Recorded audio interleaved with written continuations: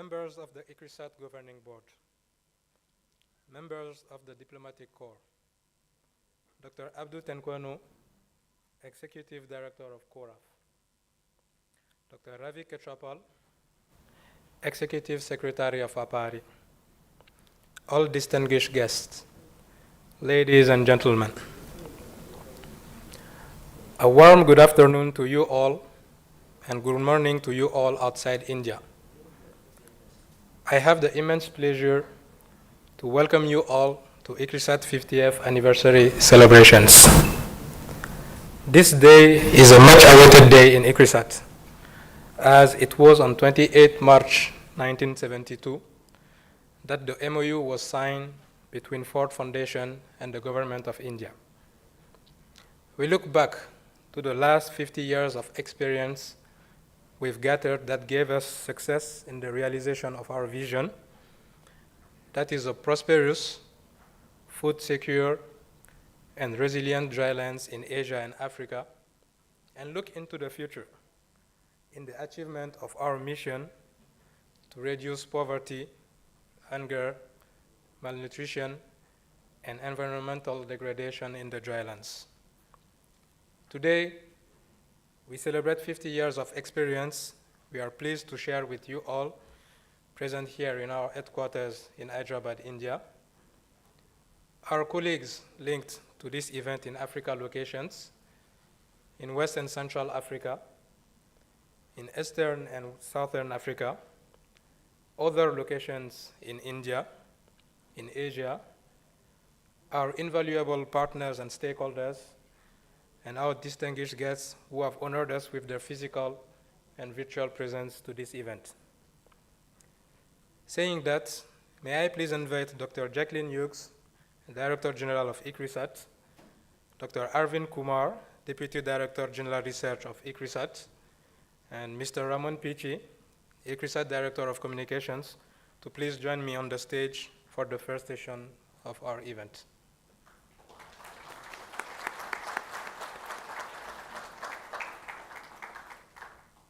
Thank you.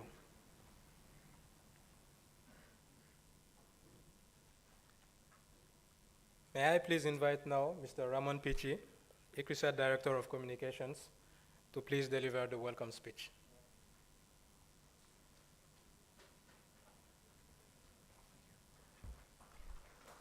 Thank you very much. Your Excellencies, High Commissioners and members of the Diplomatic Corps, members of the board, executive directors and secretaries, distinguished guests, ladies and gentlemen.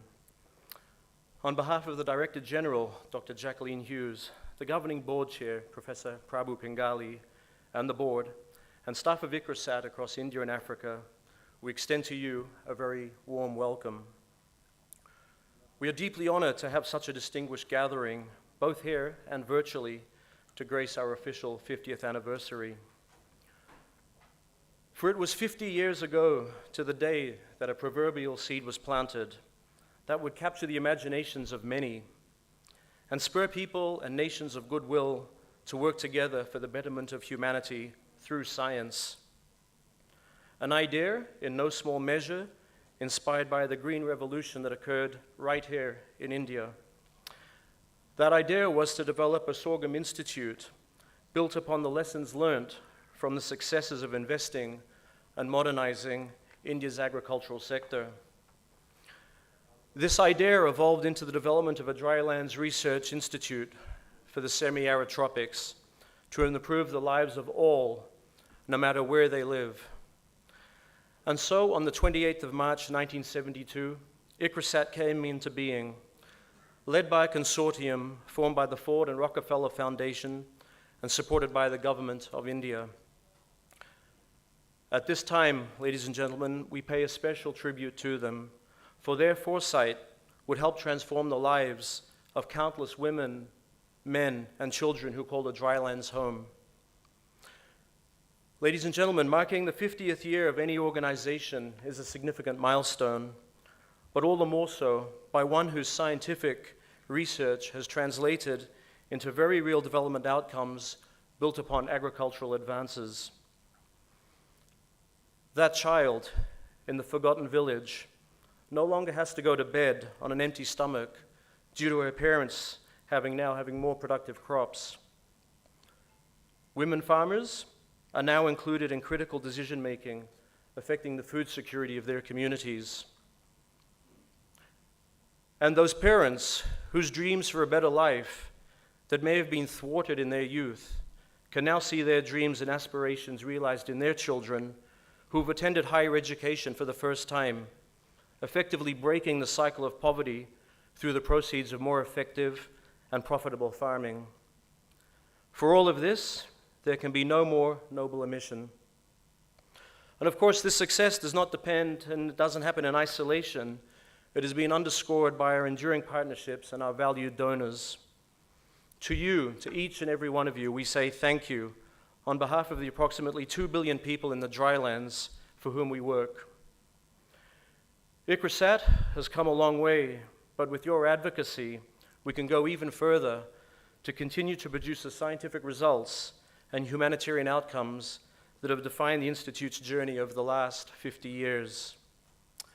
So with that, I now invite you to watch a 12-minute presentation looking back over the decades, and more significantly, the exciting journey that lies ahead for ICRISAT and its partners. Thank you.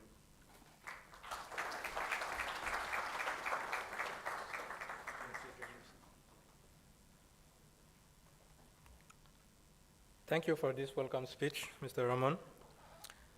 We will now project a short video on ICRISAT, which relates its development, its engagement, and the impact it's having on the smallholder farmer lives, supported by its large partnership network for the semi-arid tropics.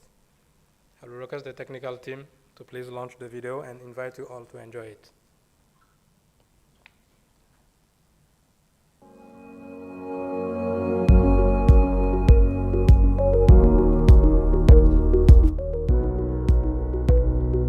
Today, more than 2 billion people live in the semi-arid regions of Asia and Africa.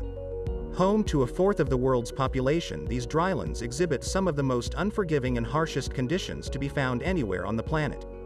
The vast majority who reside in these regions rely on agriculture for their survival, with 754 million living below the official poverty line.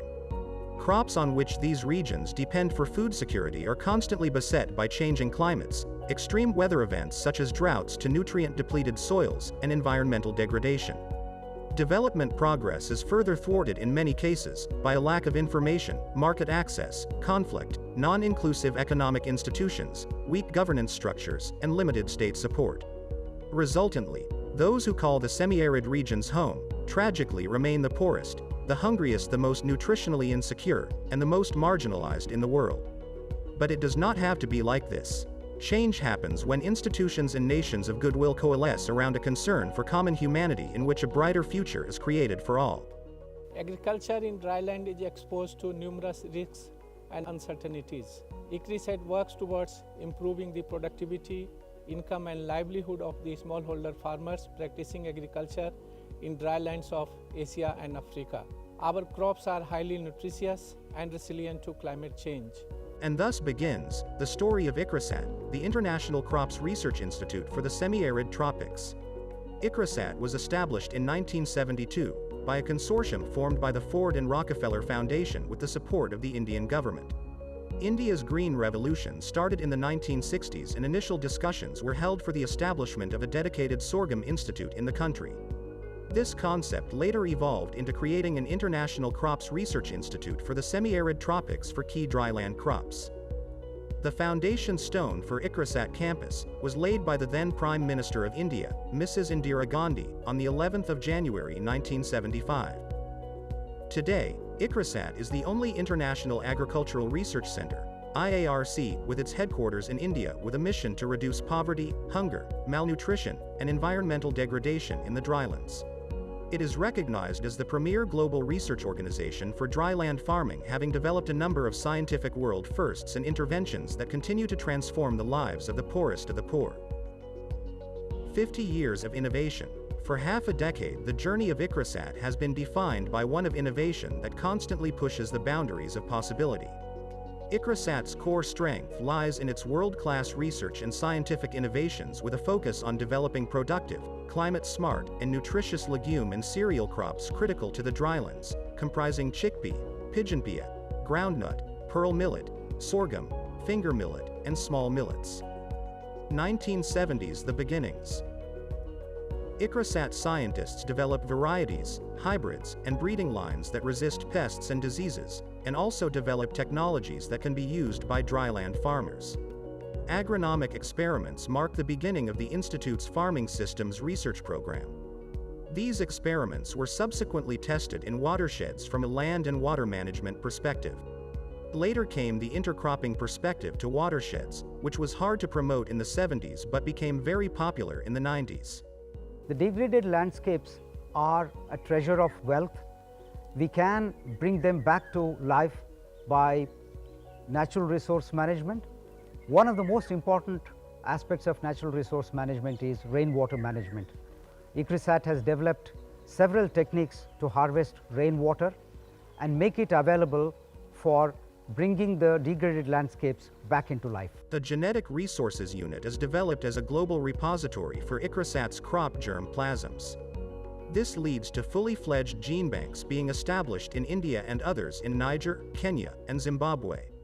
All of ICRISAT's over 129,000 crop accessions are saved for posterity in gene banks, and copies are saved at Svalbard Global Seed Vault. ICRISAT designs experimental plots for dry land cereals and legumes while initiating village-level studies incorporating cultural context, gender, nutrition, social inclusivity, and markets.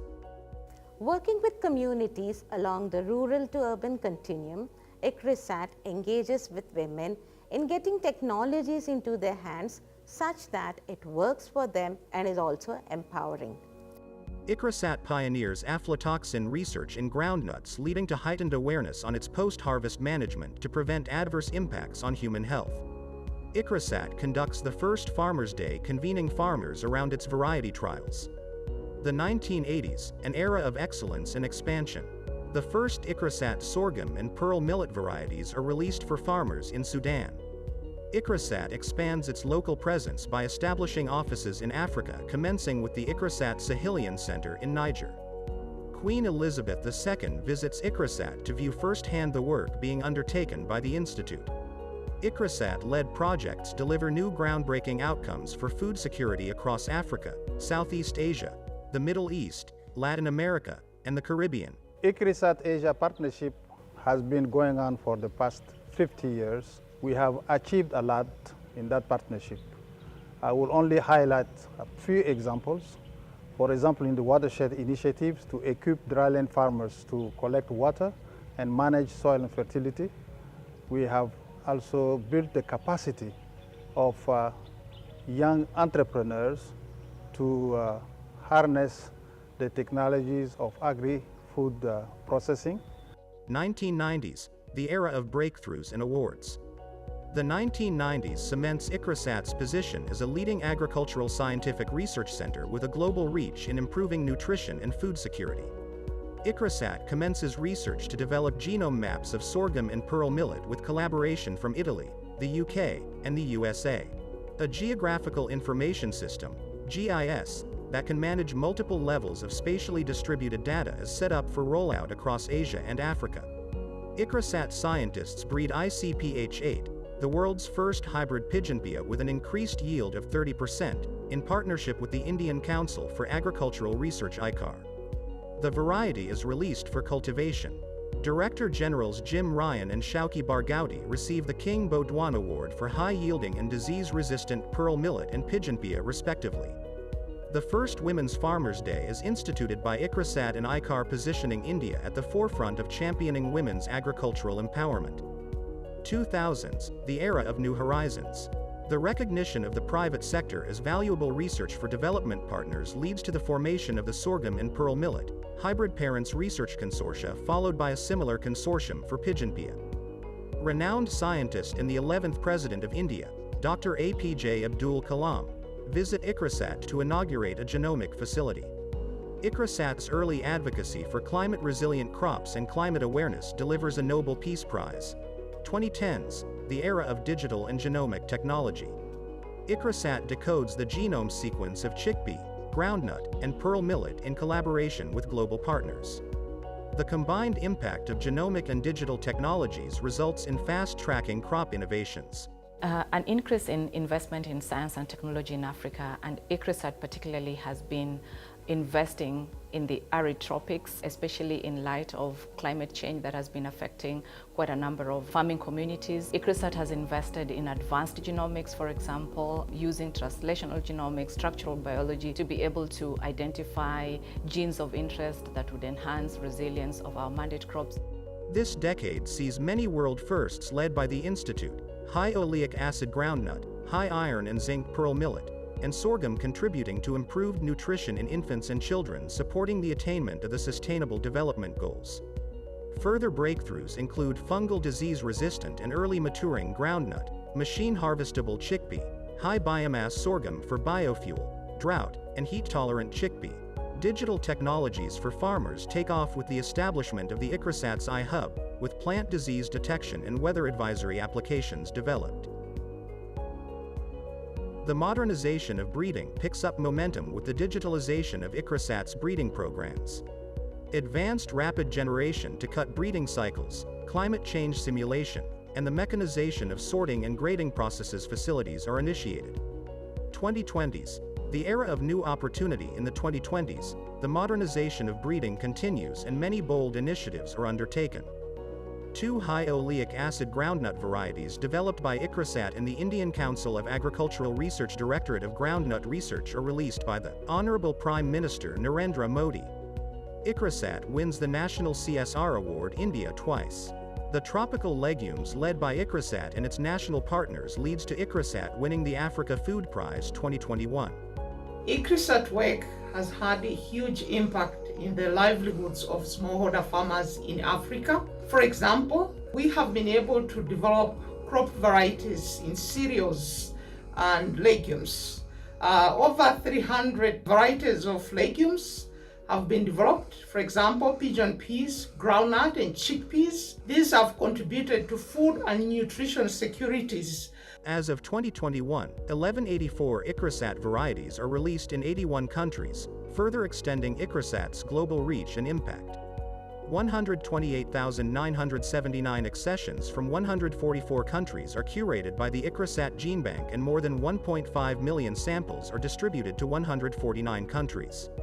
A new strategic plan is developed for the Institute, which aligns the work of the Institute more closely to the UN Sustainable Development Goals while bringing together new partnerships and technologies to respond to the most critical needs of the semi-arid regions of Africa and Asia. Looking forward, as we look forward to the next 50 years, ICRISAT will continue to deliver the public goods which improve food security and nutrition for those in the drylands through 3 focus areas. Area 1. Accelerated crop improvement, to develop new varieties to counter biotic and abiotic stress and the development of new seed systems and improved seed access. Area 2. Enabling systems transformation, to ensure women and youth are empowered to meaningfully participate, promoting inclusive and sustainable value chains and market access and linkages. Area 3. Resilient farm and food systems, to counter the effects of climate change, water and soil management, and the use of digital and geospatial technologies. As an institute, our journey has been marked by one of partnership and innovation. We have come a long way and still have a long way to go to respond to the challenges of tomorrow. Looking forward, our work into the future will be framed by climate change and semi-arid tropic agroecology, nutrition agri-food systems, scaling, South-South collaboration, and gender, because a country does best when everyone is included. The link between the work in our laboratories to improving food security in some of the world's poorest communities is strong, but not always visible, and so we will be working to improve this. ICRISAT will be a key actor in the International Year of the Millets in 2023. For the last 50 years, ICRISAT, in partnership with its valued donors and partners, has made a significant impact on the lives of millions in the semi-arid regions of Asia and Africa, but more needs to be done. On the 50th anniversary of the Institute, commemorated by Prime Minister Narendra Modi, as we stand on this momentous threshold, It is important that we look to understand the future challenges for the drylands and to start to develop solutions now. We will use cutting-edge technologies to bring varieties and hybrids to farmers faster and ensure better management of natural resources to help fight climate change and reverse environmental degradation.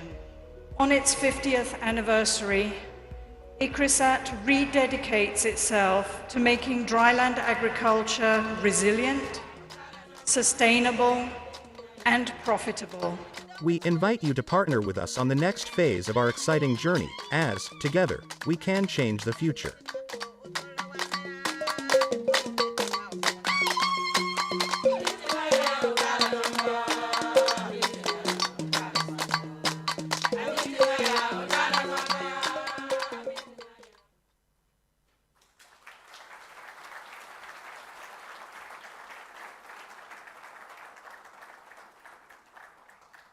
Thank you.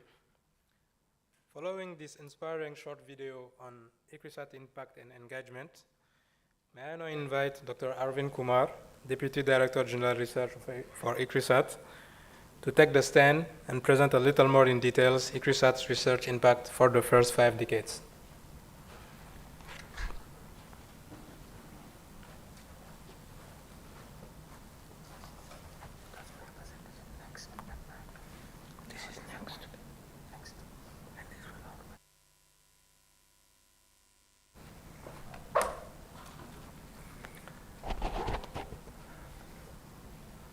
Thank you. Distinguished guests, Chair, members of the ICRISAT Governing Board, Director General ICRISAT, and colleagues. What a proud privilege for me to be here to present the impact of ICRISAT research for the last 50 years on behalf of hundreds of people who work to make this impact. So I say, let's start with clapping those people who contributed to this impact.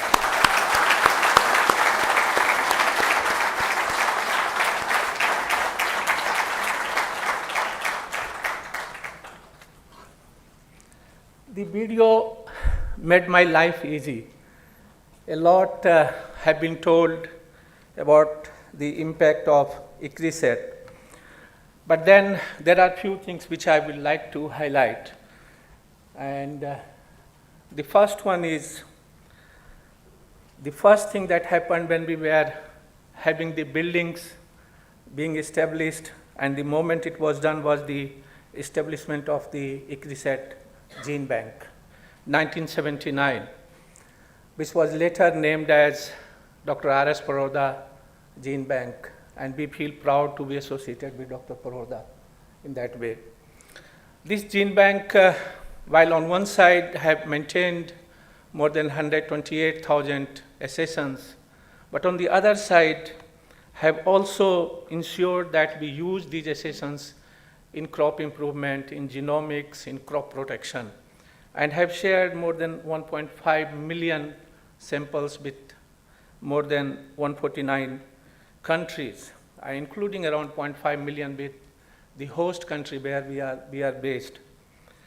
And in fact, around 153 varieties have come from the germplasm accessions that we maintained. And also a number of resistant sources that we have used and we are using in the breeding. That brings me to the crop improvement.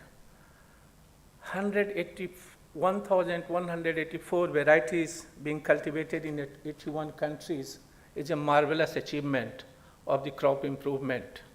These include varieties of the sorghum, pearl millet,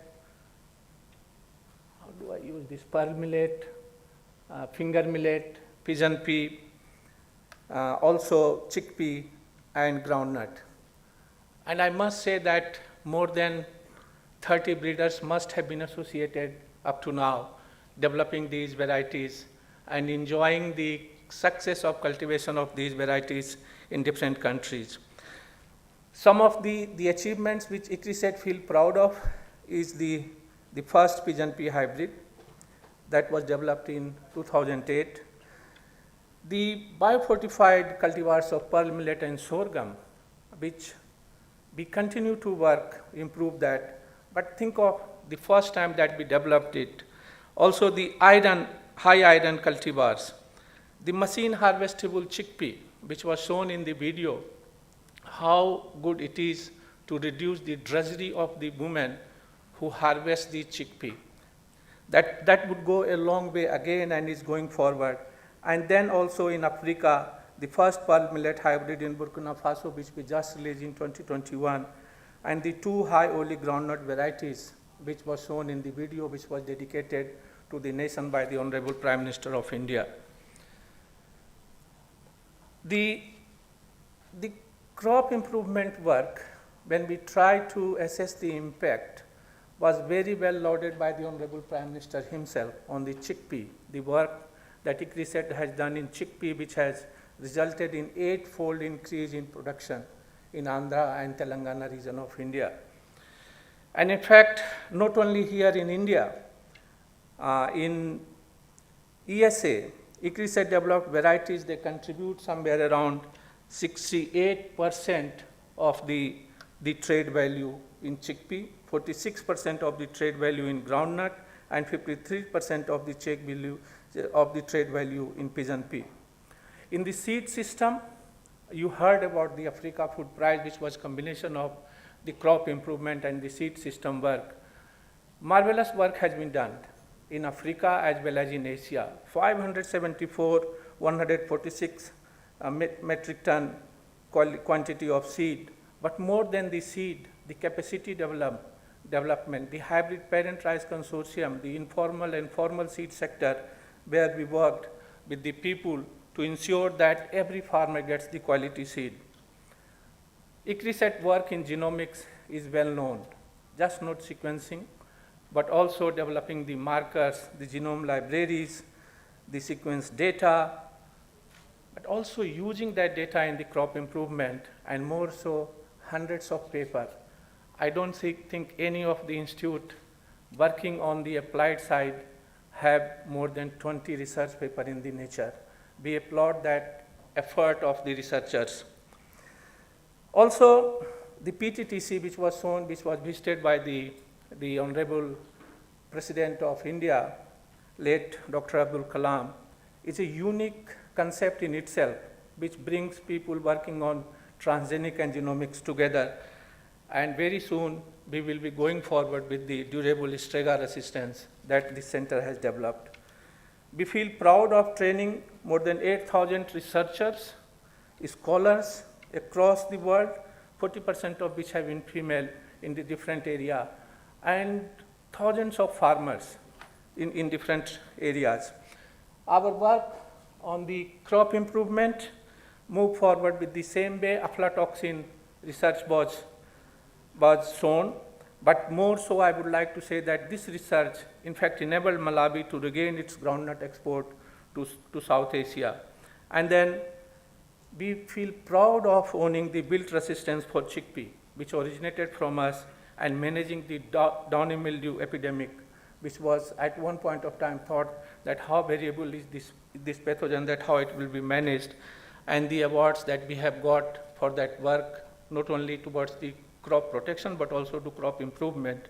And the recent work of fall armyworm, the moment we were asked to, we just not only worked on the sorghum, but we also worked on the maize, and anybody can see that success. And then the plant quarantine unit, which facilitated the export of more than 1.3 million samples. Our work on climate information advisory, because we work in the dryland areas, goes with the same speed. In Asia, in ESA, in WCA, we have made impact in providing this information to millions of farmers if we add up. The work on the GIS, which started with crop mapping, area mapping, have gone up to linking farmer and government with the crop insurance. And we feel proud that how much impact this work is making. And then ICRISAT work on digital agriculture. I just put one example, Plantix, which is being used by 15 million people, which provides solutions to 500 pests and diseases across 35 major crops. Microdosing is something that has gone very well in Africa. And in fact, 100% yield increase with the ratio of 17.6 to 1 for microdosing versus recommended rate of fertilizer application.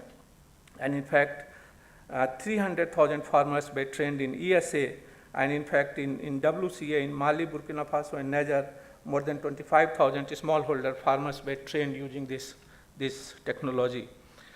Agribusiness innovation, ICRISAT being the first one to establish a agribusiness incubator in 2003.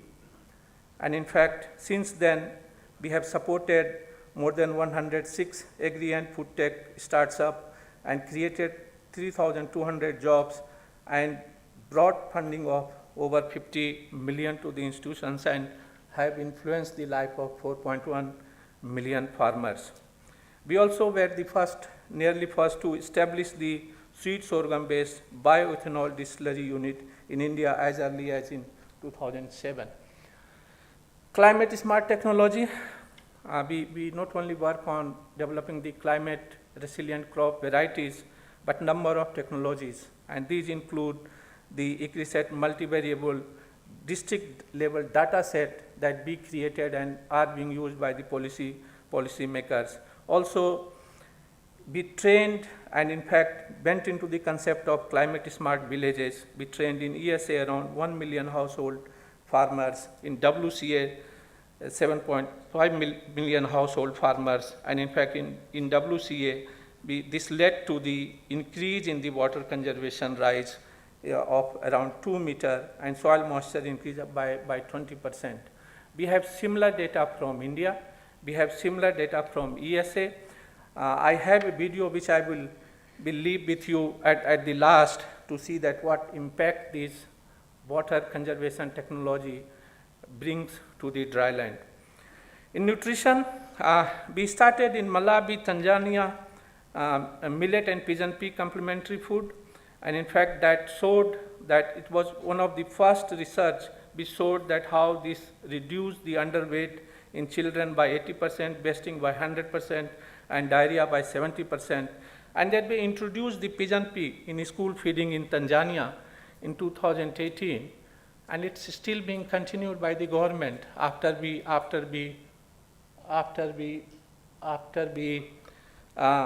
pushed and after we proved it. Then we initiated millet-based school meal with 1,500 students in Karnataka, and in fact I am told that government of Karnataka has said that this will go all across the state government in all the schools. We developed more than 35 millet-based products, provided technical support to 30 plus enterprises and 21 processing units, and did a number of training programs on dietary behavior change to mothers and farmers. And in fact, on the gender, ICRISAT has been one of the first IRC to include gender in our research in 1993, even though we have been working to analyze the data segregated by gender from as early as in 1972, just 2 years after our establishment. Our work in participatory research mode with the community continues till today. Water. We all know in dry land, this is the gate to move towards the success. And ICRISAT has done tremendous work in Asia, in ESA, and in WCA. In fact, that has affected the life of millions of people. That had reduced the yield losses in the farms by 30 to 60%. And our work in Mozambique and Tanzania, Zimbabwe improved yield by 28 to 313%. In Asia, we created somewhere 60 plus benchmark water sets. That has brought around 1 million hectare degraded land into productive agriculture. And I show you one example. 0.5 million household farmers were benefited. And in the same way, in ESA, in Ethiopia, ICRISAT scaled out integrated watershed management in drylands, and crop yield increased by 28 to 313%, and income by 43 to 94%. In WCA, they worked on bringing the contour bunds in Mali, which helped farmers to conserve soil, water, and reduce soil erosion and gully formation, and in fact also increase the infiltration of rainwater up to 10%, and that has positive impact on yield and also the income of the farmers. Recently, I visited this place called Lalitpur Bundelkhand, and in fact, I had no idea that how the research, holistic research on dryland can improve the lives of the tribal farmers who nearly left that place. That place is around 100 hectares area, dryland area, 50 family living, 49 family already migrated from that place. Only one family was doing agriculture, cultivating the land with bucket and mug, and ICRISAT reached there in 2017, and I want you to see this video that all 50 families are back and happy and cultivating that land.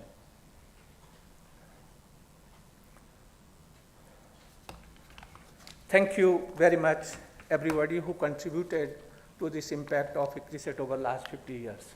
Thank you. The landscape for strengthening their livelihoods under the Rashtriya Krishi Vikas Yojana of the government of Uttar Pradesh. Under this initiative, 5 Havelis were constructed with masonry core walls and outlets at suitable location. As a result, the water levels in the shallow dug wells have increased by 5 to 8 meters compared to the baseline. After the project interventions, about 250 acres of agricultural land which remained fallow was brought back to productive cultivation, which produced a net return of about rupees 80 lakh per year. हमारा ये परिक्षेत्र पूरा ऐसा ही पड़ा रहता था सूखा। अब देखिए तो हमारे क्षेत्र में कृषि हर किसान से पूछिए आप, सभी को लाभ हुआ है सर जी। अब तो खूब पानी दिगो हमें, खूब गाँव बाय सब परेशानी का चुकी नहीं हमें। पेल का चुनी है तो पेल हम मटका से भर के डालते पानी। There is a marked improvement in their economic situation. Farmers have constructed pakka houses and have also purchased milch animals. This initiative is being used for sensitizing different stakeholders about the importance of integration of landscape-based conservation technologies with field-scale climate-resilient interventions. This integration holds the key to addressing critical challenges of drylands in Asia, Africa, and elsewhere.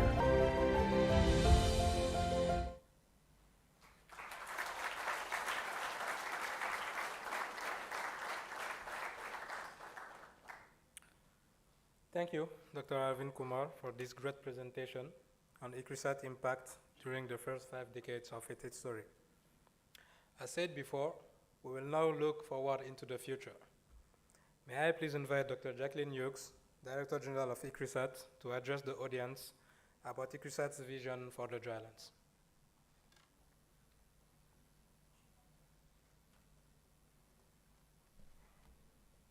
Thank you, Yaya. So members of ICRISAT's governing board, members of the diplomatic corps, friends, well-wishers of ICRISAT from Africa, India, and beyond, ladies and gentlemen, our mission is to reduce poverty, hunger, malnutrition, and environmental degradation in the dryland tropics. We have our strategic plan 2021 to 2025, which very clearly outlines the steps we are going to take in our research and innovation for development to achieve a prosperous, food secure, and resilient dryland. In our strategic plan, we state that we will strengthen our research and focus on delivery to ensure that our dryland areas are productive. Our crops, our grain legumes, our dryland cereals They all thrive in the drylands and are highly nutritious. We will conserve in our gene bank the genetic resources of our dryland cereals and the grain legumes in perpetuity for the good of humanity. We will empower women as we support the diverse cropping systems of the drylands. At the same time, we must ensure equitable opportunities to improve income generation at the family and community level, as well as regional, national, through value webs of very diverse production systems. We will influence policy to support the drylands, to support the people of the drylands.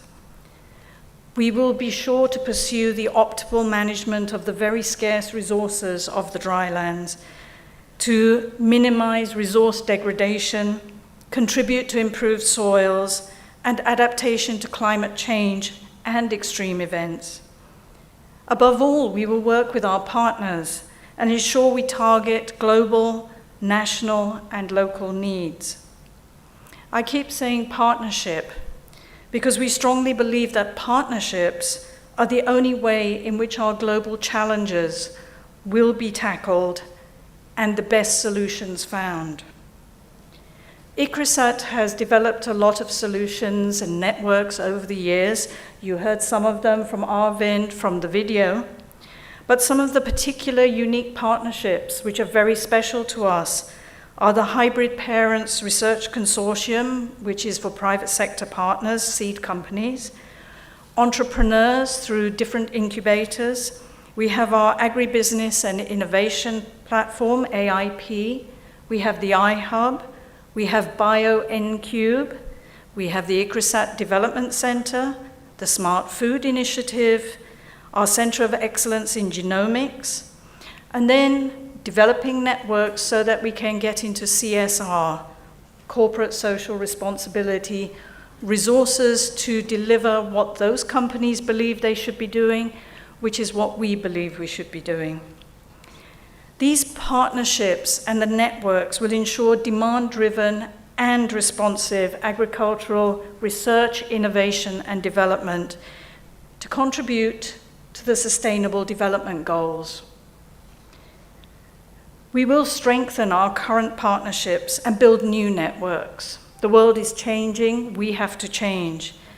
But we will be very sure to make sure that uptake and scaling happen, to advocate for the right approaches and solutions, to attract partnerships and implement to address our mission.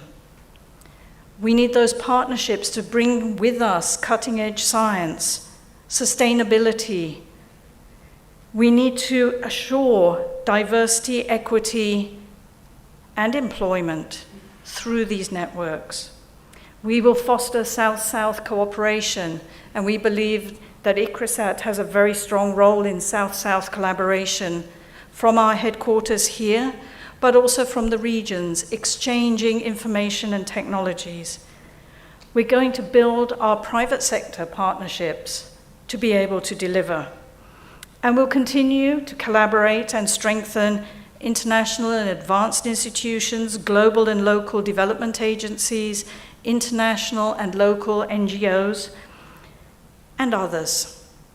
So one of our strengths is the diversity of our partnerships and the broad networks through which we can position to deliver impact, empowerment, environmental sustainability, and making sure that crop production and food and nutrition security is everywhere, not just in special places. So as I was looking forward into our future, I've identified some key areas that I thought were particularly important, because agriculture is the most effective engine of growth for developing economies, and we can have a very strong role to enable that transition to sustainable, resilient, and nutritious food systems in the drylands. We will innovate new crop breeding technologies Traditionally, we were talking about 6 to 12 years to develop a new variety, test it in different locations. Now we can do it a lot faster, either using biotechnology, molecular tools, or by speeding up conventional breeding. We will ensure funding for our gene bank for the material held in trust for humanity. It is not just the seeds that we have to maintain genome sequences, tissue culture plants, cryopreserved material, and sometimes plants growing in the field. We will mechanize. With an aging population and a need for more food, we need to make sure that farmers get the help they need. We also need to mechanize within our own research environment to maximize on opportunities. This mechanization must be suitable for the use of women as well as men. We're losing arable land at an unprecedented rate. It's due to urbanization, deforestation, climate change, and other things which I'm sure you can imagine. But as you saw in Bundelkhand, with proper water management, an understanding of the need for diversity on farm, an understanding of how to improve soil quality, we may be able to reclaim and ultimately retain our degraded lands. We must improve soil, nutrient use efficiency. That's a must. Proper application of all inputs is required. If you put in your inputs at the wrong time, they may run off, be not available to the plants, and contaminate water bodies. We will advocate digitization.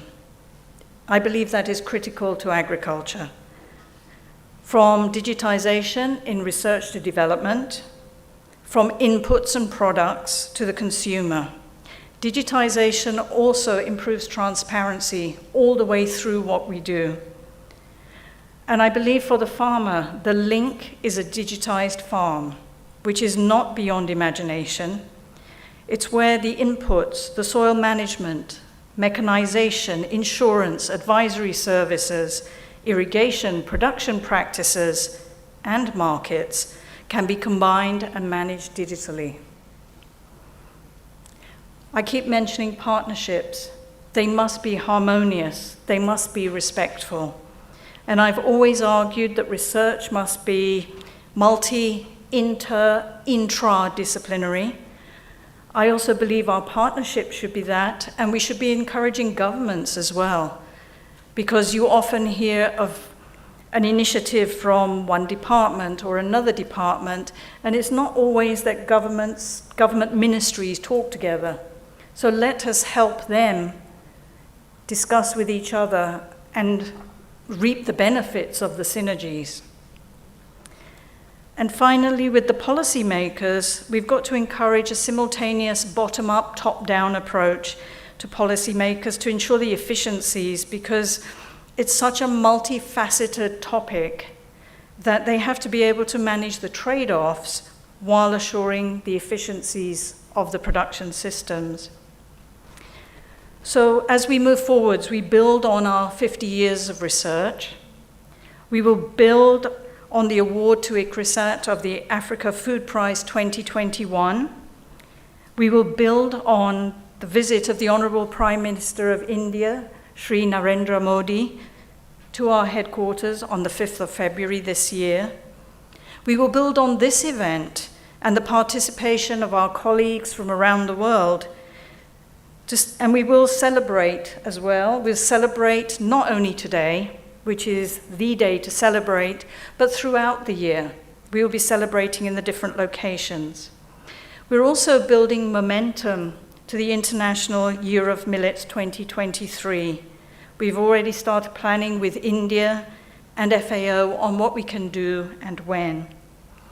And I want to take this opportunity to thank our staff around the world, the Deputy Director General for Research, the leadership team, and all of you for the very hard work, the dedication that you've put into your work, because we've been in very interesting times with COVID, work from home, and so on, and yet ICRISAT has very high visibility, very high impact, and we are the go-to international agricultural research centre for the drylands. We will transcend our research and delivery boundaries to build a productive, resilient, sustainable, inclusive, healthy, and profitable food system for the drylands. Thank you.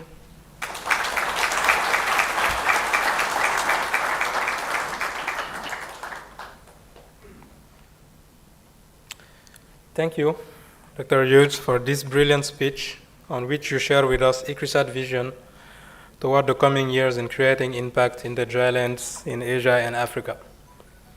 The floor is now open to the congratulatory remarks by the board members. May I invite our board chair, Professor Prabhu Pingali, to kindly join me in the stage and share with us his congratulatory remarks.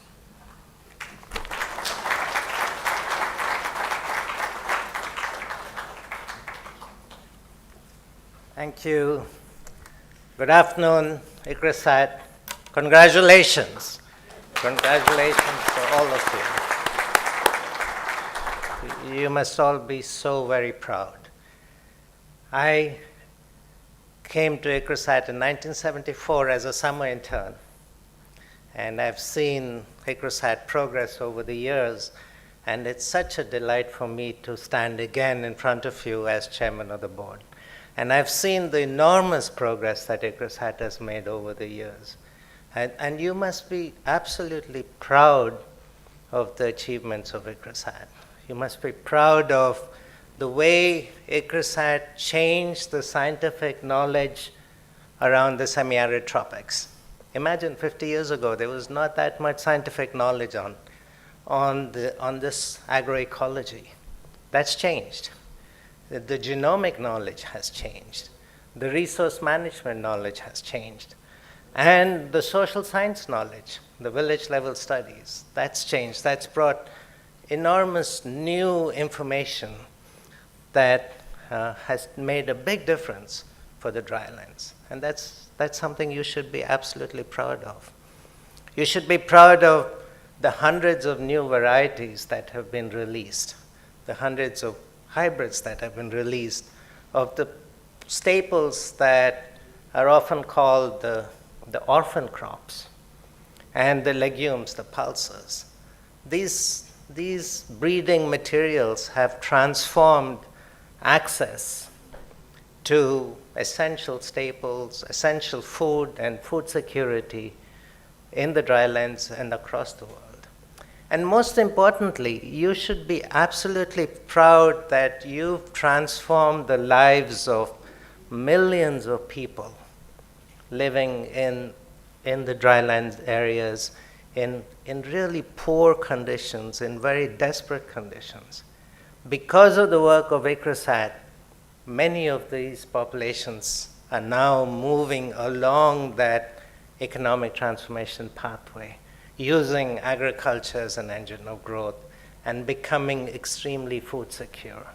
That's something every single person in ICRISAT should be proud of. But the work is not done.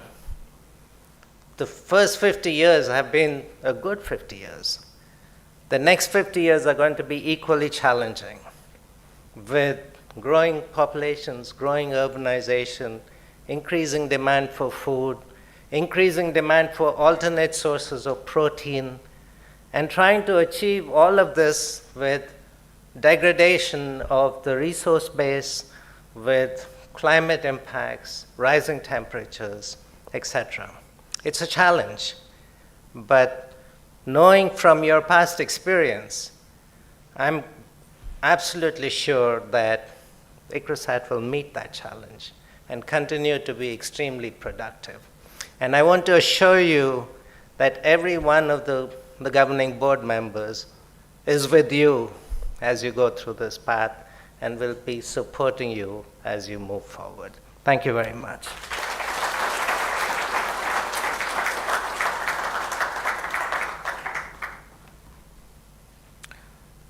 Thank you, Professor Prabhu Pingali, Board Chair. With your permission, we will now open the floor to the other members of the board to present their congratulatory remarks. Ms. Catherine Reid, will you honor us by saying a few words? Yes.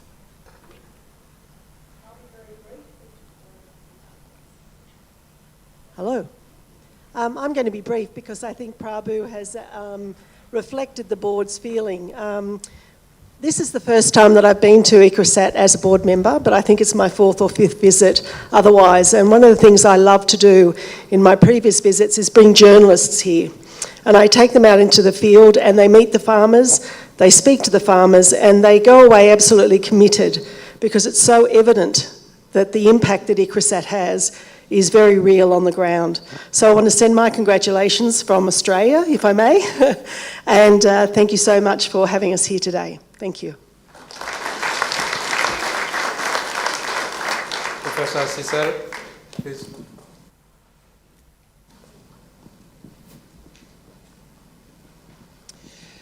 Congratulations to all of you and to all of you who are friends of ICRISAT. As we have seen today, it's an impressive institution. And when you also arrive at an ICRISAT station, you see the complexity and the beauty of this institution. The real nice thing about working at an institute like ICRISAT, if you really recognize how complicated it is to have such research facilities, and that all of you who work here are key elements for doing this fantastic job. And that is the importance also of a celebration, is, as Prabhu said, to bring out the pride and to acknowledge what all of you as Team ICRISAT has done during all these years. But last and not least is that every day when you go to work, you have a mission that all of us are waiting for, and more than ever when we see the climate change and the changes in the world, you at ICRISAT are needed more than ever. So congratulations to all of you. You are needed.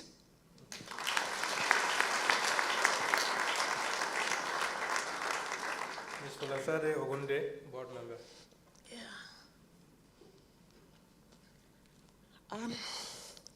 Good afternoon, ICRISAT.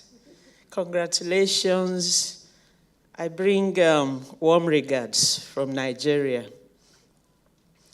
From the video we watched and the presentations by the DG and others, the last 50 years have been very meaningful and impactful.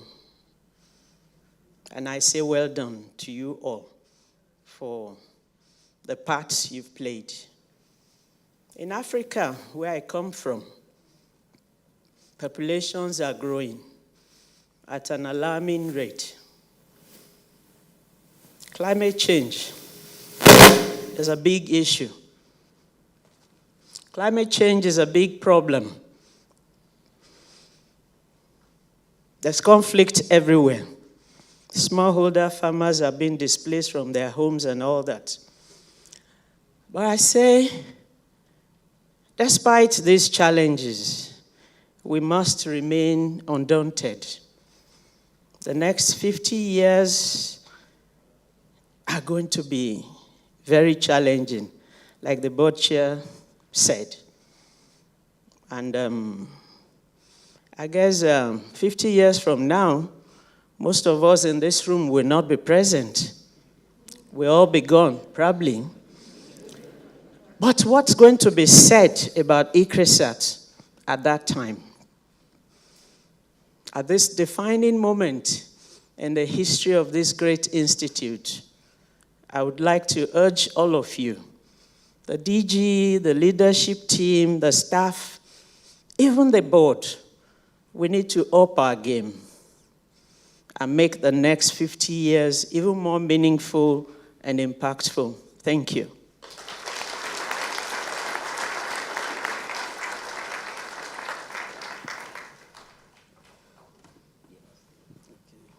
His Excellency Adoleko, Ambassador of the Republic of Nigeria. Good afternoon, everyone. I first of all would like to thank the DG of ICRISAT for inviting me to attend this special event, the celebration ceremony of 50 years of ICRISAT. Thank you, DG. If one look at the reason why ICRISAT has been created, and we have a quick look on what has been said and in what has been shown in the TV, in the video. So one would say that a lot has been achieved, really, regarding what has been, and a lot has to be achieved, a lot has to be done. So I would like to congratulate you, DG, you and all your team, and surely I'll come back with what we have seen in our area, mainly in Niger, in my country, the collaboration between ICRISAT and my country, what have been done in the next discussion session, and say what I think about what has been done and what I'm expecting from you.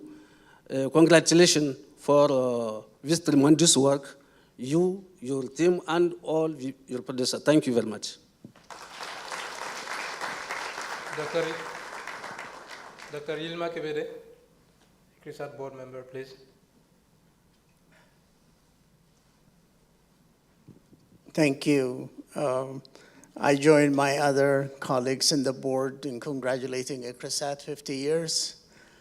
Prabhu, I may have beat you by a year because the first sorghum plots, Hugh Doggett, I remember I was a trainee as well.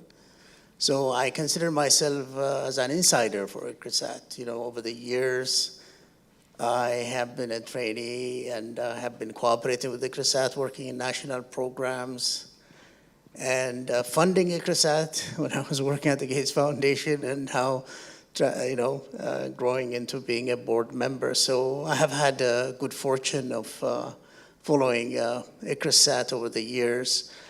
And, when I compare ICRISAT to other CG centers, it has one of the most difficult missions because it's dealing with not only the crops that it is researching on, but the environment in which these crops are being grown. It doesn't have the luxury of the summits, the Eries of the world. So it's doubly difficult task of really working on the context in which these crops are being grown. And I think ICRISAT has tried to address that. And the repeated things that we have heard, presentations by the DG and the DG, is this resilience. It's very interesting how we can translate this vision of resiliency into actual technologies, because we have developed the knowledge over the years, but these have to be translated into technology where we can grow in the most harshest of environments some of these crops we're dealing with.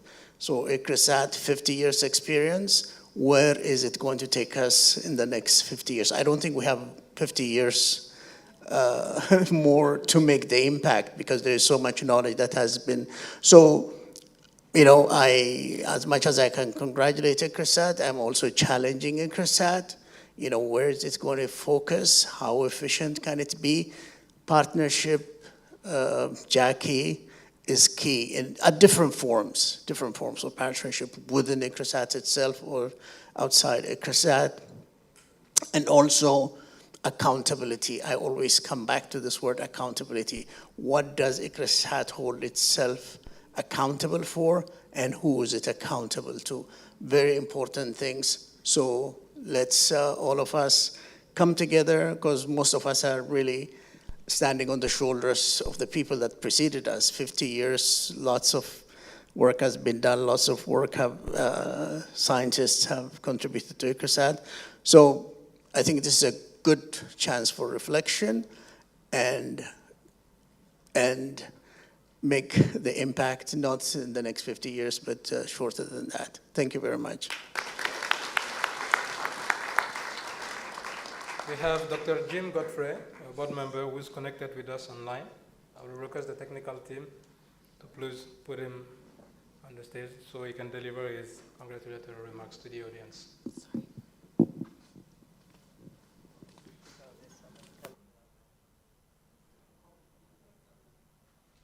Jim, you're on mute, sorry.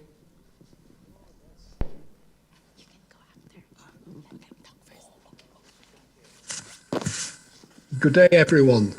My apologies that I can't be with you this week. Unfortunately, I couldn't get a visa to come to India. Anyway, Arvin, I think, gave a very good resume of the 50 years of ICRISAT and the important work that ICRISAT has done to aid the 2 billion or so people that live in the dryland areas. So congratulations to you all at ICRISAT for all that you've done to help those people over the last 50 years. But I think really to me that it's the future that we must look to. You know, we've got the challenges of climate change, loss and degradation of agricultural land, sea level rise, population rise. You know, food security is going to be absolutely crucial to us going forward. So these are the challenges that we are facing.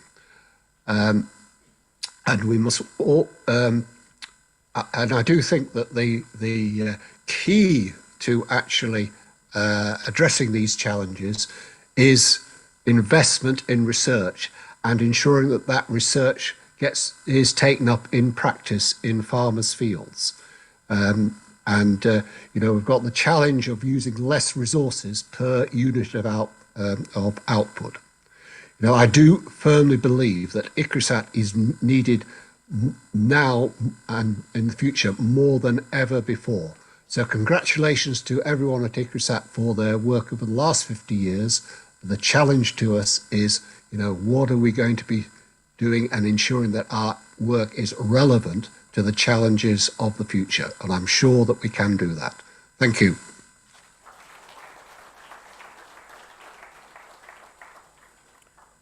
We have Dr. Vilas Tunapi, Director of IIMR, who join us virtually. May I kindly invite him to say a few words to the attendants, please? Sorry. Sorry, I haven't seen you. Her Excellency Grace Chupa, Deputy High Commissioner of Malawi.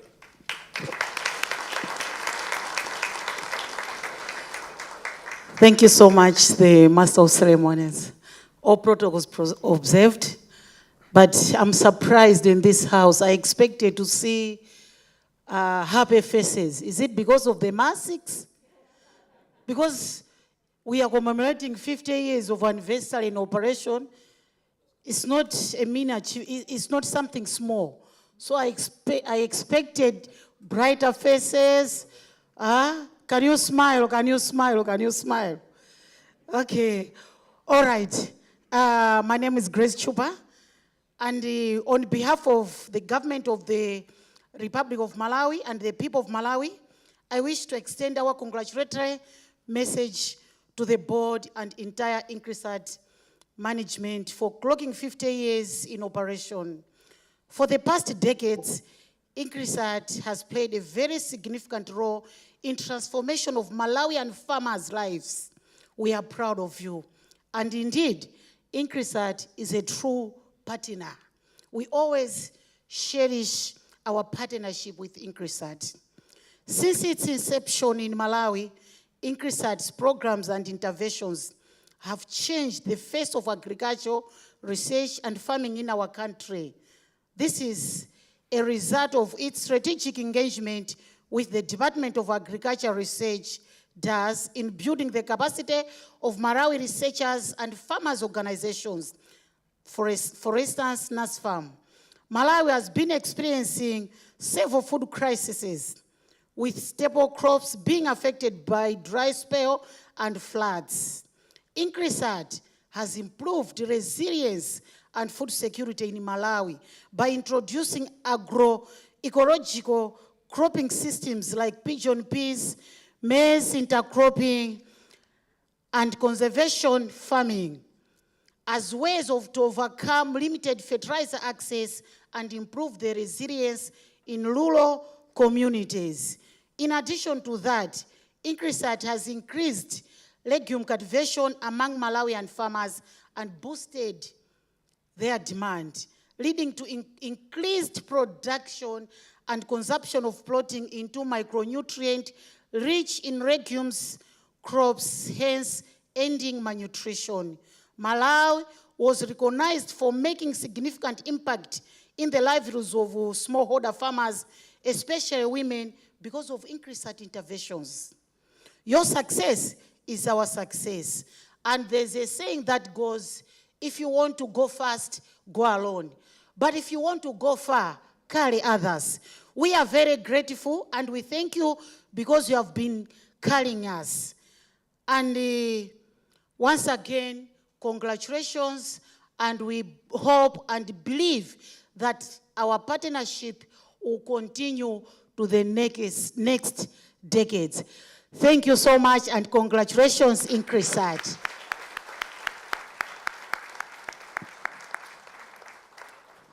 Dr. Vilas Tunapi, Director of IMR, will join us virtually. He is kindly invited to say a few words, please. Folks, Arvind, Prabhu, and very proud partners in the growth of ICRISAT in the last 5 decades. In fact, I would like to invoke names of 2 people here. One is Dr. N. Ganga Prasad Rao, the father of hybrid sorghum in India, with Doggett and everyone who worked on the platform of ICRISAT.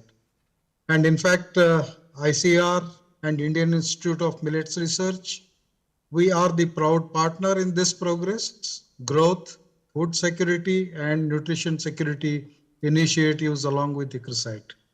In fact, the research leads and the developmental outcomes that have come now and have added to the prosperity, I think there is a huge responsibility on both ICRISAT and also the national partners to see that the successes that we have achieved in the national front and in the international scenario in other countries should be replicated and carried forward to the African subcontinent.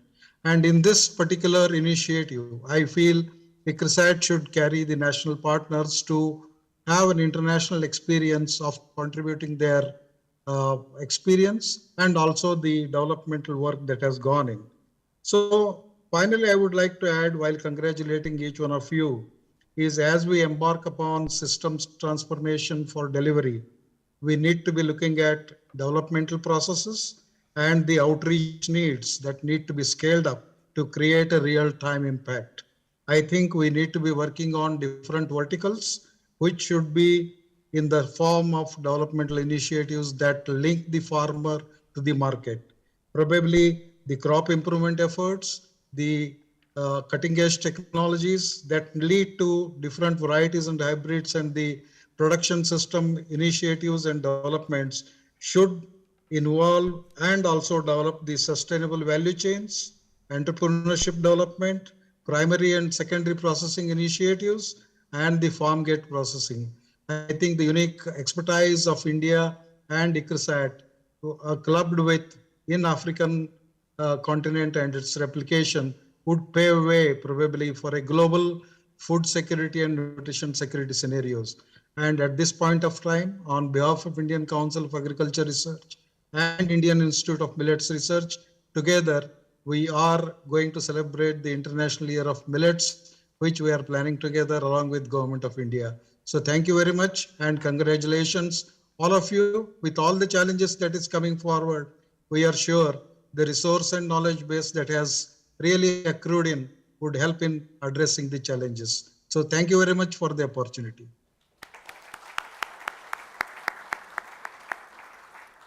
Thank you, Dr. Vilas.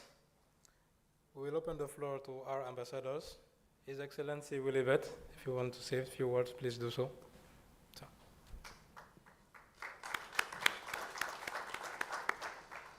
The chairman, the members of the board, Director General of ICRISAT, the entire staff members of this wonderful research station, and my colleagues, all the guests who have been invited to join you in this celebration. On behalf of my country, which is Kenya, on behalf of the farmers of that country, especially the farmers in the dry lands, those who have benefited by the technologies produced in this wonderful institution, I want to congratulate ICRISAT for achieving 50 years of success and impact to humanity.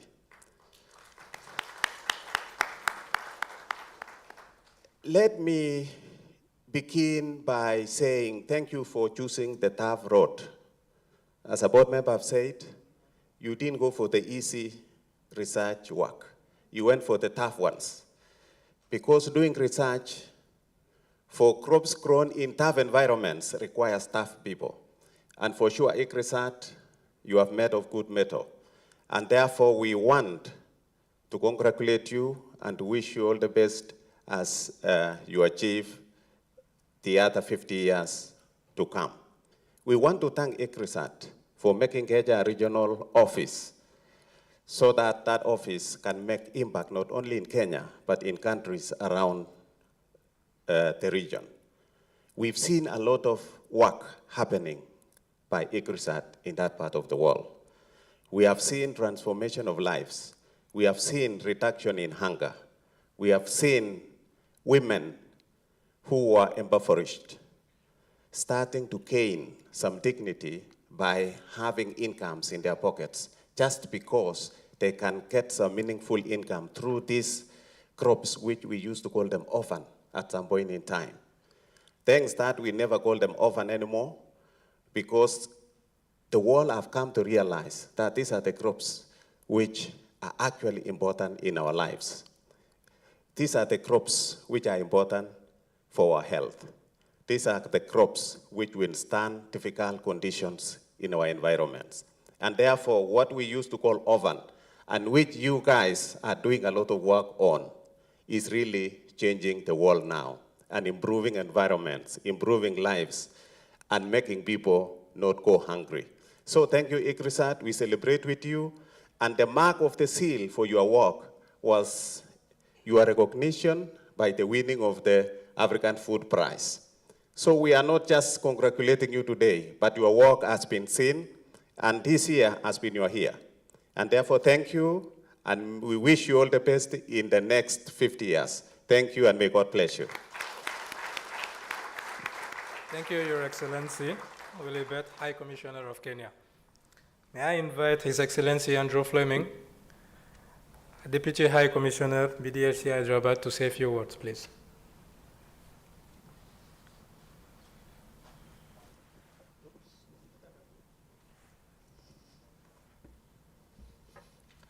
Good afternoon, everybody. I'll stand on existing protocols, if I may, in the interests of time, but acknowledge my good friend, Dr. Jacqueline Hughes, one of my compatriots who is here. I want to give personally a big congratulations. I've been sitting here reflecting that I've been here in Hyderabad for 5 years, and I've been very lucky to come so many times to this beautiful compound. My children have for 4 years attended the school that's also housed on this compound as well. And the work that goes on here, the work even more that goes on all of the other ICRISAT campuses across the wonderful continent of Africa, where I've spent so much of my career, really does change lives and have such considerable impact. And you know, just as I think the second of your board members to speak said that she likes to bring journalists here, I like to bring my colleagues, my key colleagues, my High Commissioner from Delhi and my Minister responsible for India from the UK, both of whom were here almost a year ago today, if I'm not mistaken, just by chance. You know, both of them were also really impressed by being able to go out into the fields, to speak to farmers, just as was said with the journalists, and to really see the impact of what goes on. So there's not too much other than that I can add.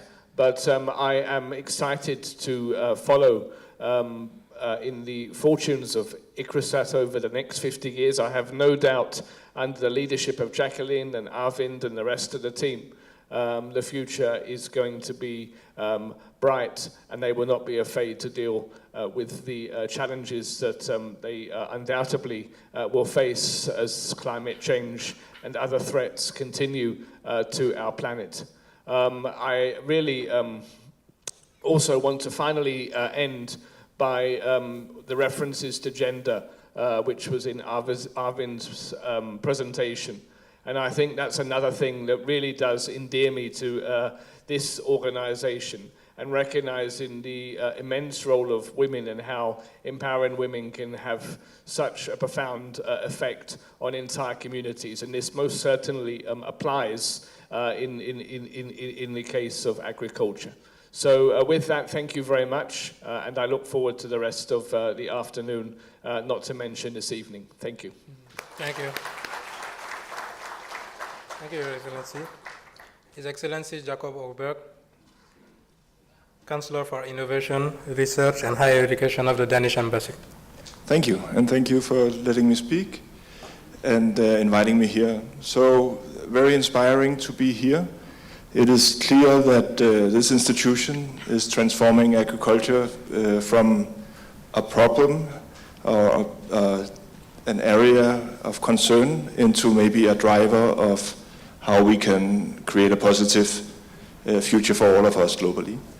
It all starts with food, it seems. And before coming down here, I went to the canteen and I tasted some of the food made from, I think, the millets grown right here at campus. And that was the first time I tried that, but very delicious, very nutritious. And it was a joy eating something which I knew was being regenerative in its relationship to nature. And for that, I would like to thank you for the development that you are inaugurating and have inaugurated here for the last 50 years. And congratulations all. Let's talk about partnership in a little while. Thank you. Thank you. Before I move to the other stakeholders and give them the floor, Dr. Tilochan Mwapachwa, Vice Chair of ICRISAT's board, has joined us online. We'll leave him the floor to please address the attendance.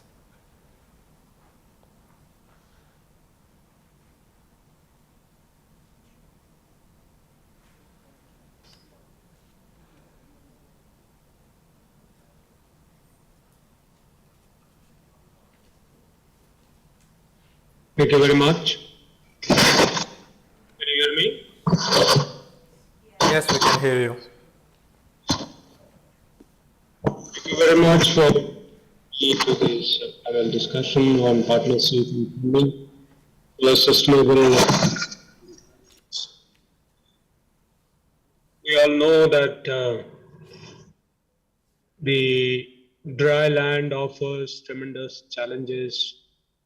It has been offering challenges in the past, and also it remains challenging in the future. The rainfall pattern that we receive in this kind of lands, that always places farmers in a very, very disadvantageous position. And that is the reason the crops which have been chosen by farmers over centuries, that is based on generations of understanding on crops in these regions. Whether it is in Africa or in Asia or elsewhere. So such crops and cropping systems have been chosen. Modern science is trying to play little bit here and there and bring changes in the sustainability of production systems in drylands. By way of identifying the crops and cropping systems, by way of tinkering what was already known for centuries, a lot of impacts are observed by those small changes. What is important in this case is that dryland agriculture sustainability depends on the players who are actually involved.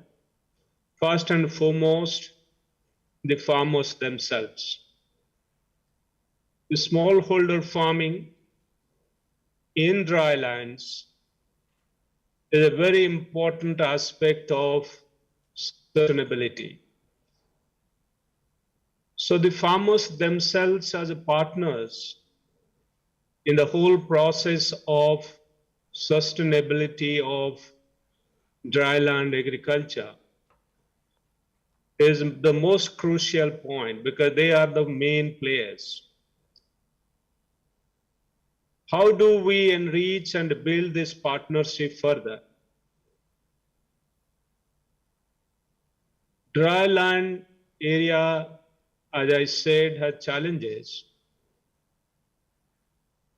The land, in terms of its productive potential,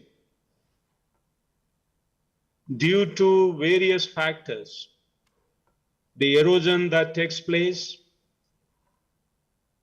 the biodiversity that is existing,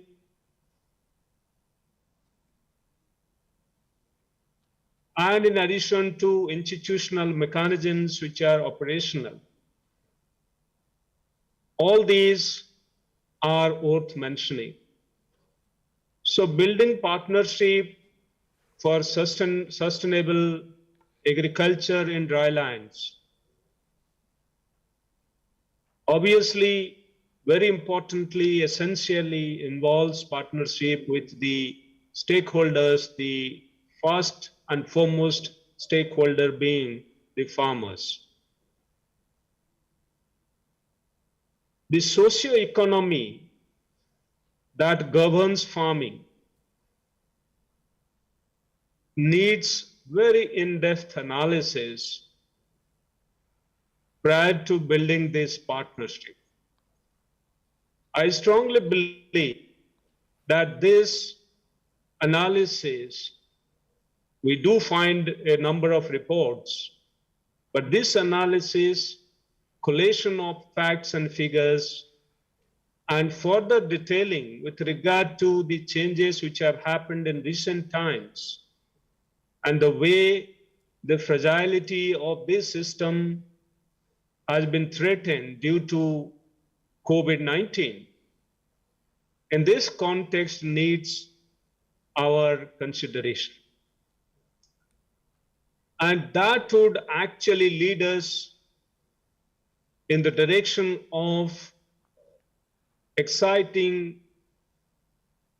approaching first of all and exciting people to invest in this kind of partnership so that the life there is supported, is enriched, agriculture becomes far more sustainable, agriculture is profitable, and agriculture provides, in addition to profit, the much needed ecosystem services. The diversity, the biodiversity in this part of the world needs special mention. Because of the demand of the region, there is substantial diversity in this region, biodiversity in this region. Farmers themselves cultivate a range of crops which have inherent tolerance to the less availability of water,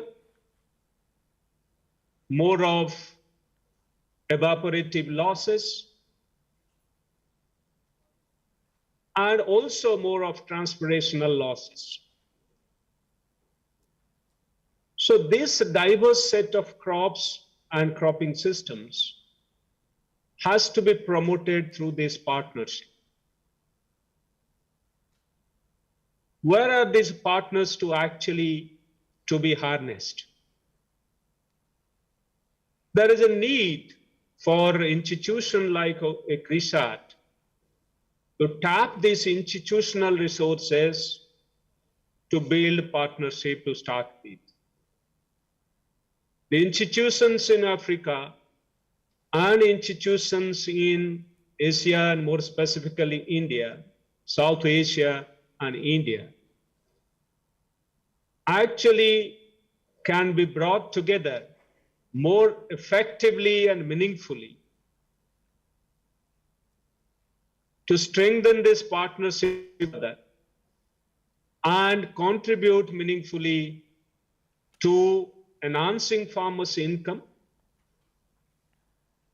as well as providing ecosystem services as much as it is required. The soil biota is certainly under a changing regime because of the impact of climate change. And the same soil biota can be, once identified and characterized appropriately, deployed to enhance productivity and bring in climate resilience while improving the ecosystem services. So what I was trying to emphasize is, while recognizing farmers are the first and foremost partner in sustainability of agricultural system in drylands, institutions which are working in these fragile regions of the world, if they can be more meaningfully and effectively brought together to build partnership, there could be more and more investment also coming in. The national governments certainly can be interacted, more interface taking place to expose the policymakers and others concerned to the challenges in drylands and to the strength of the partnership in addressing the issues and problems of drylands. And I'm sure if that happens, there would be greater amount of investment coming in and funding coming in. So how do we really do this? So there is again a need for greater engagements with the governments in these regions. The international funding mechanisms and private funders who are actually playing roles, I believe there is a need to access more and more of CSR funds. There are some efforts, but I believe there is plenty of opportunity to access the CSR funding in India and also elsewhere.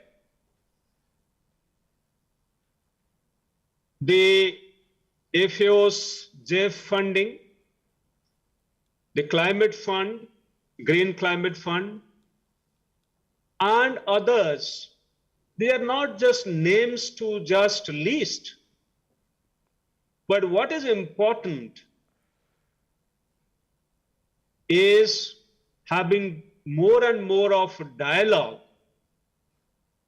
presenting before them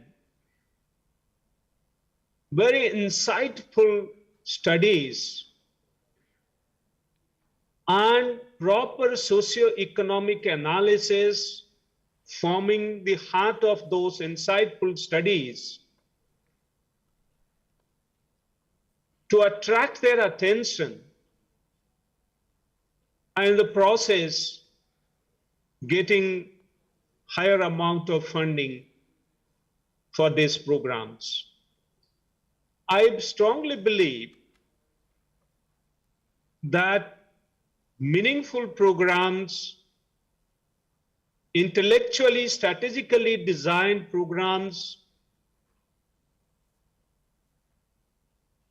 would not fail attracting funding and exciting funders at the global level. Given the current scenario of divide in the CGIAR system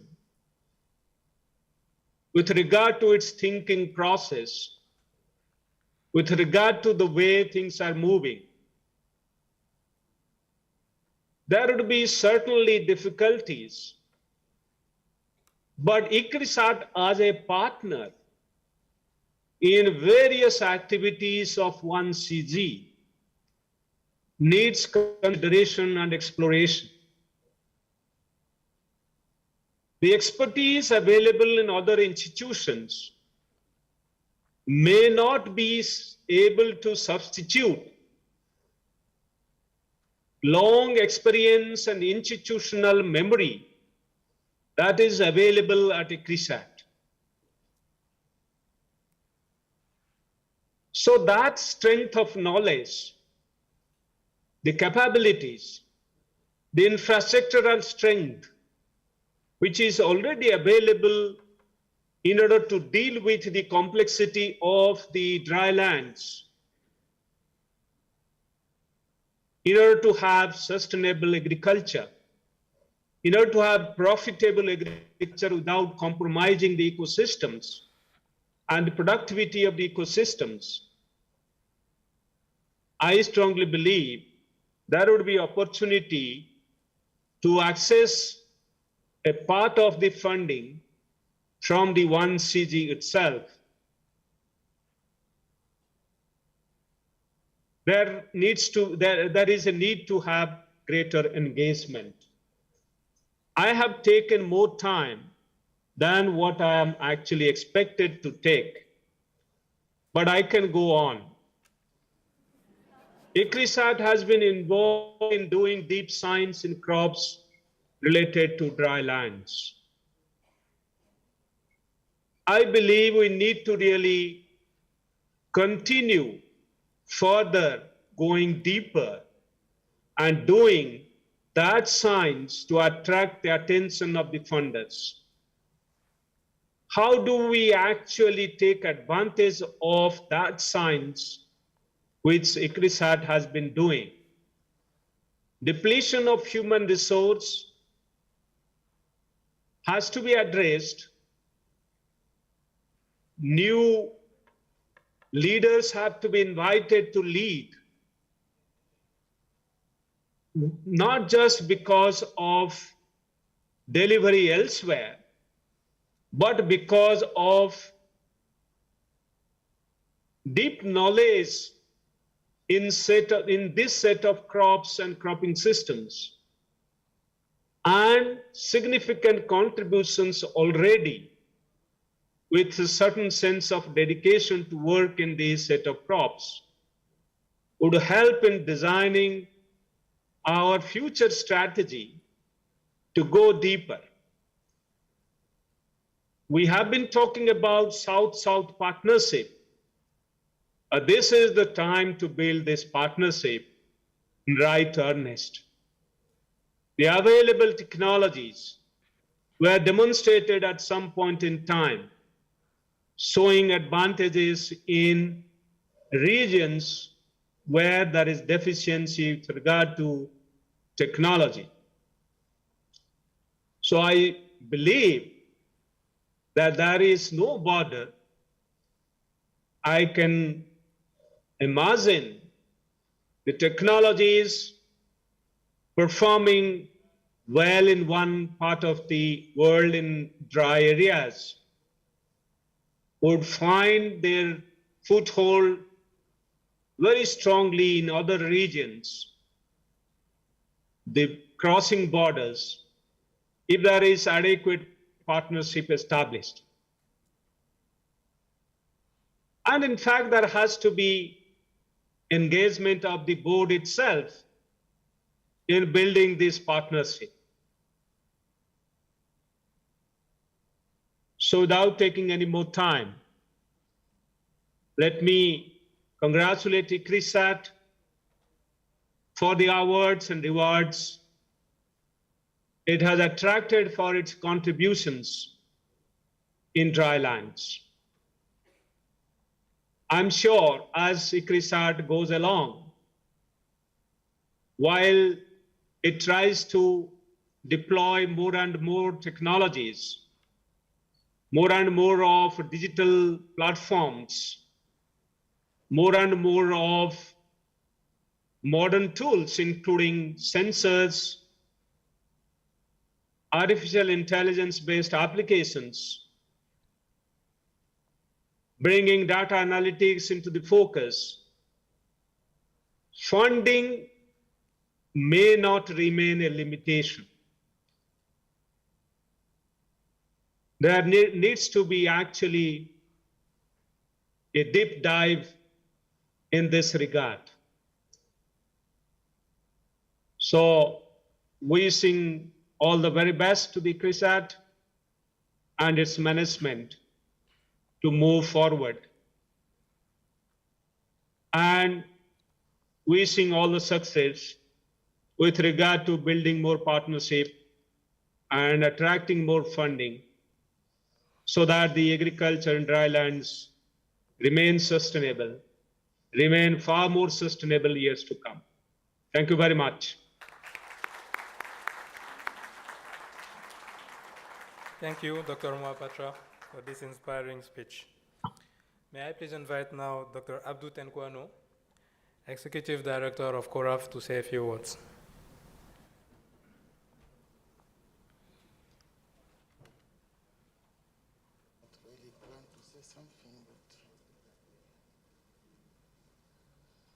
After hearing such an inspiring speech, I don't know what I have to say. I would like to stand on all existing protocols and offer some thoughts on three aspects of this, what is taking us together. First of all, congratulations. Congratulations. And we owe ourselves a big clap.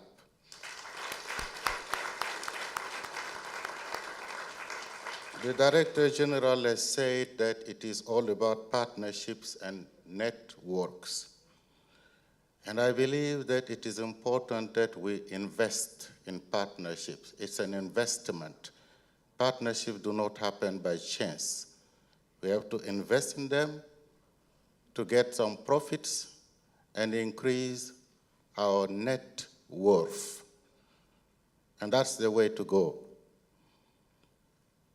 There is a Nigerian proverb that says you can't shave someone's head without the head being present. I've lived in Nigeria. And I would like to say that as much as we want to solve the problems in the world, only with the people who live this problem, we can work to solve them. So it's important to invest in partnerships. The second thing I would like to draw attention to is the notion of dry lands. I was taught in Agronomy 101 that 1 millimeter of rainfall was nothing. It will dry very quickly. But if you consider that it is 1 cubic meter over 1 hectare, it's a lot of water if you are able to harvest it.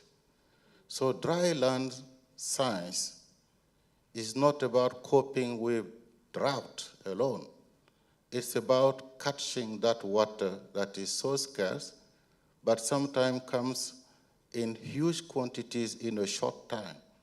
It's water harvesting. I think that is the key to changing the way we live in the dry lands. Harvest water, to sow that water with the seed, to assure that we harvest the crop. That's how I describe dry land science. It may be dry lands, but the good thing is that the hearts of the people in those areas are not dry. And that's why we are able together to solve the problems. The last point is my personal journey. ICRISAT is 50 years.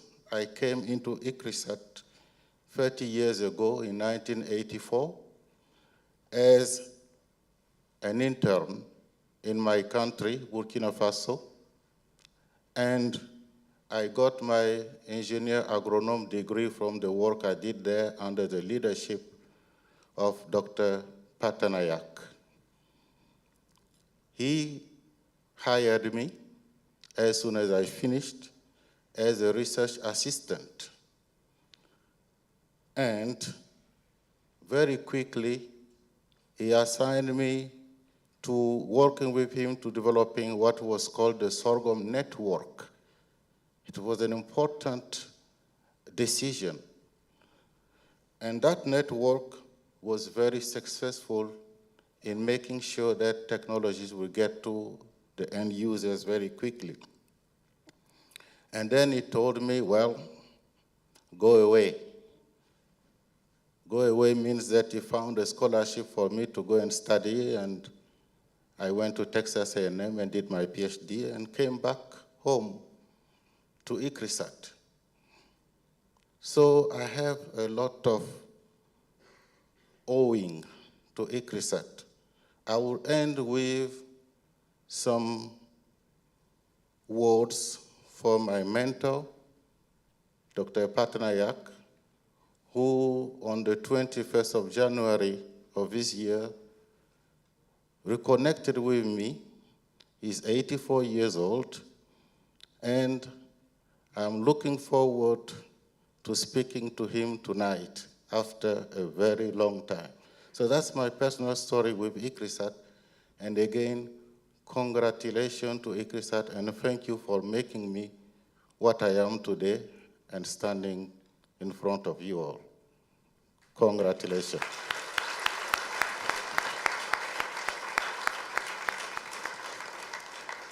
Thank you, Dr. Abdou Tenkwano, for this inspiring speech. May I please invite Dr. Ravi Ketrapal, Executive Secretary of APARI, to please say a few words.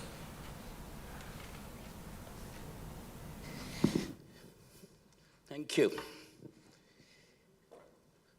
I missed my 50th anniversary. I was away from the family. And I was remembering that time how my children and my wife were so upset. I'm so happy I'm with the 50th anniversary of ICRISAT, we all guys. I was just remembering my family. Now, having said that, I would like to highlight here, when you live in a joint family, a happy joint family, a big joint family, suddenly you have your own path, you move ahead. There will be challenges, but there are more opportunities. You are more free to work. That is where ICRISAT is now.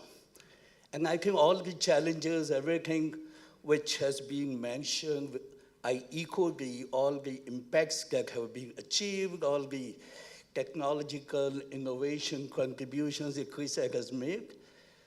But now ICRISAT has more strength, I believe, by becoming independent. And I'm sure it's going to ramify much more, even beyond Africa, wherever there is a feasibility. And after 50 years, people will say, let us work for one ICRISAT. It will be so unmanageable. That is how I see the strength of ICRISAT, not to repeat on what all are saying. Finally, about partnership. I think partnership is the key, and Dr. Jacqueline was very succinct in highlighting various partnerships of ICRISAT. And partnership is very ticklish, very tricky also, because we all have partners at home. We have partners in offices. You know, partnership, we talk of partnership. It's not as simple as South-South partnership. They are big words, I know. I also play with that. But you have your partner, you have a couple of boyfriends, girlfriends. You know how you manage, manipulate, articulate, live your life. But you manage. Then you have your colleagues, all kinds. Some very happy, some smiling forcibly, some giving a natural smile. But you have to work with them. It's partnership. Well, there are so many. I mean, at home, I may not like to highlight much. But what I mean to say is, when we talk of partnership, I think we really need to look at the partnership principles here.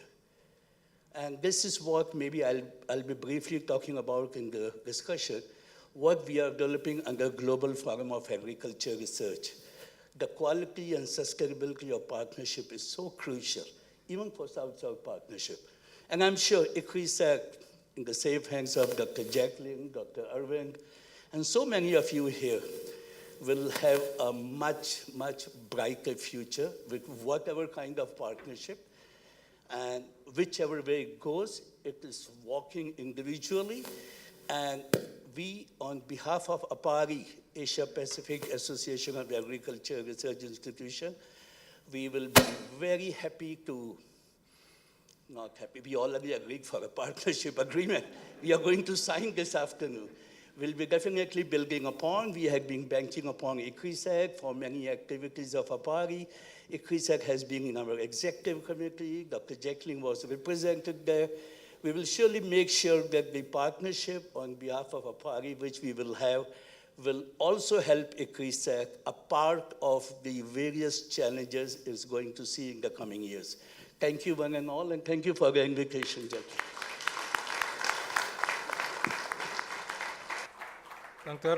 Thank you, Dr. Radhika Chapal. May I please invite now Mr. Bisho Parajuli, Country Director of the United Nations World Food Programme.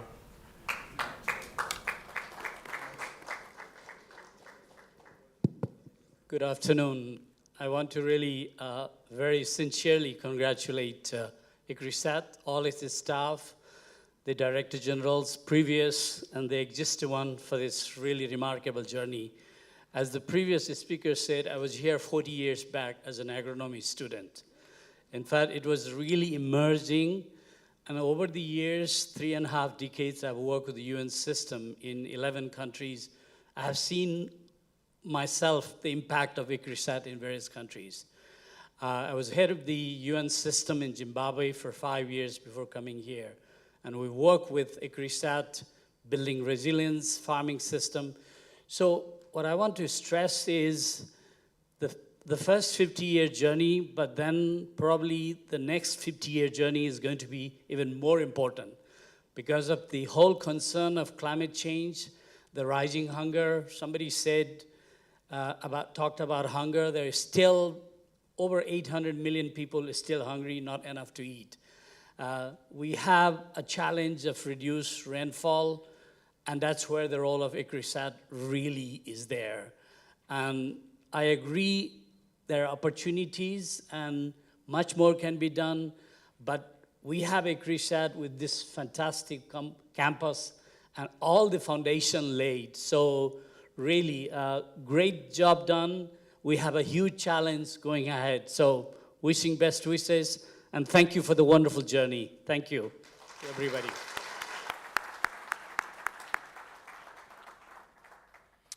Thank you. dear board members. Thank you, Your Excellencies, and our stakeholders for these kind words to ICRISAT that describe the outside positive view of ICRISAT toward your external point of view. May I now invite Mr. Raman Pichi, ICRISAT Director of Communications, to join me to launch the media portal and address the vote of thanks to the audience.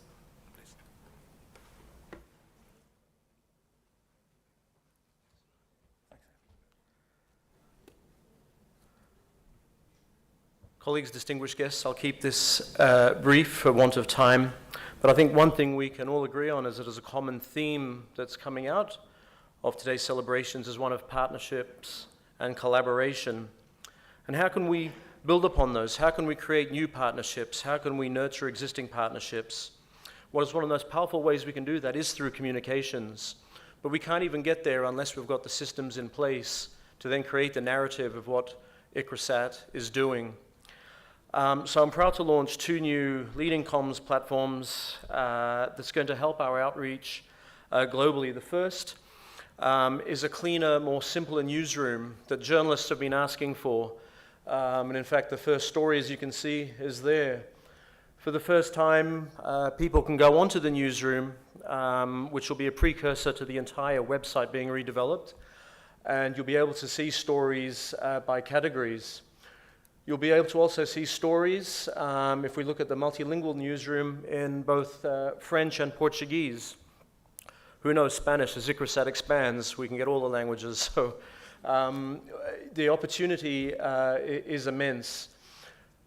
These stories, and while it may appear just a newsroom to you, it's what lies behind, the technology that lies behind the newsroom, which I'll give you a quick glimpse. If you can just go scroll down, you can see some of the stories there, for example. I can let you see that in your own time, but it's the technology that lies behind these newsrooms that allows us to collaborate with partners, allows ICRISATs to offer real value to our partnerships. This is an example of one of the platforms, Cision. It shows us, for example, if we just did a search on journalists speaking with agriculture globally, I think there's we've picked up about 2,600 globally at this point in time speaking.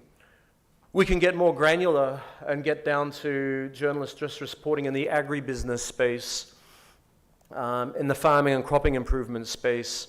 So you can start seeing, we start dissecting the whole media sector by thematic areas which can shape our narrative and provide partnerships with opportunities to pitch stories. That's from the New York Times to other lesser-known outlets. We can have that ability from Kenya to Mali, Nigeria to Norway, India to Brazil, and everywhere in between. We can now target traditional media influencers and social media influencers. But it's not just knowing who's who to target, it's also about analysis that we can also provide to our partnerships to say, potentially we need to start talking more about the humanitarian aspects of our work and perhaps less about the science. The science we do is a means to an end, nonetheless very important, but our audiences want to see more about the humanitarian aspects of our work and how the impact of our work has impacted villages. We can do that through social listening tools, and so I won't go everything, but it's just to demonstrate the point. We can see, for example, breakdowns by where we're being mentioned, where our partners are being mentioned, opportunities for placement into the future for the media, even as far as gender makeup's concerned, where we need to start getting more women's voices. So with that, I'm proud to launch these 2 platforms on behalf of the Communications Department as a precursor to more improvements coming. But for want of time, I think we should probably move to the vote of thanks. And as we move to close this opening session, I, on behalf of the Director General, the Board Chair, and the Governing Board, would like to extend our gratitude to you, our distinguished guests, for joining us today. To Your Excellencies, the High Commissioners, members of the Diplomatic Corps, for facilitating our mission in Africa and India. The Governing Board Chair and members of the Board, like our Director General, Dr. Mahapatra, for the enduring strong collaboration. Mr. Bisho Parajuli, Country Director, World Food Programme. Dr. Abdu Tenkoano, Executive Secretary, CORAF. Mr. Ravi Ketrapal, Executive Secretary, APARI. Our Master of Ceremonies, Yaya Sek, who's come all the way from Mali, and to the organizers of this event, and to the many others who have joined us virtually. It's just the beginning of another 50 years, and we look forward to engaging closely with you on this next journey. Thank you one and all for making this a very special day for us at ICRISAT, and we hope you enjoy the sessions that follow. Thank you.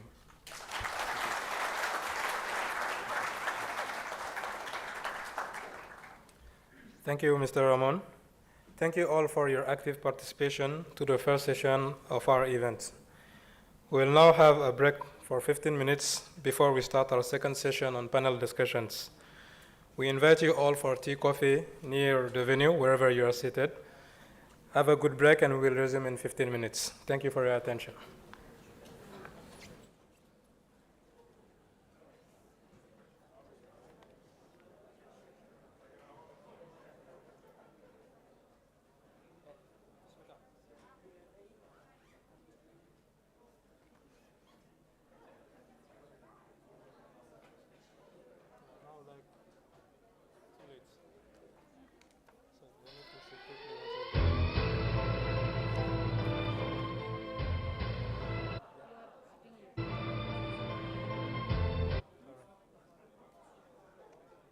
So you need to discuss it with DG quickly to see if we skip this or not.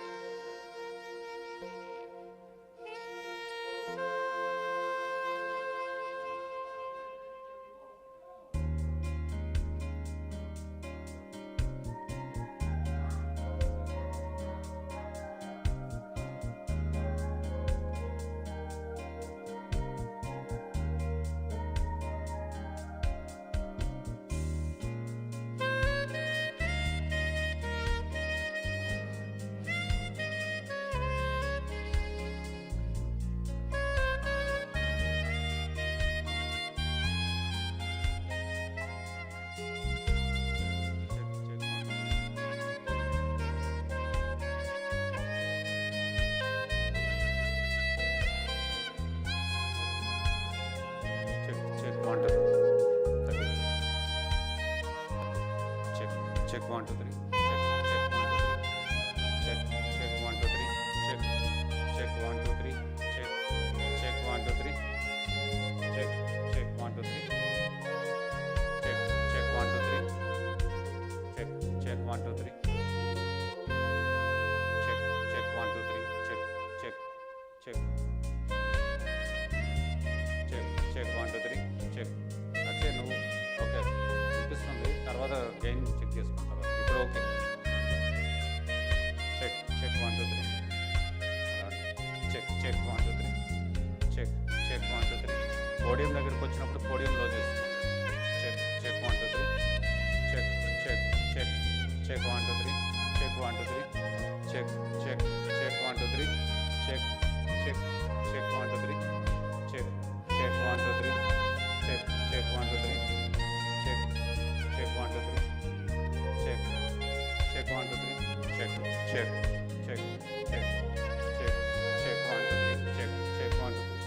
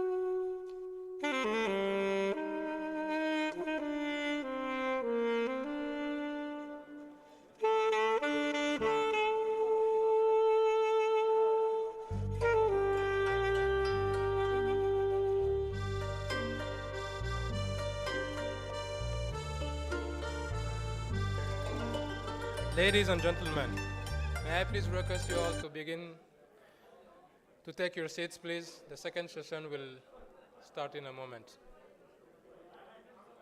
Outside, Bismita, outside.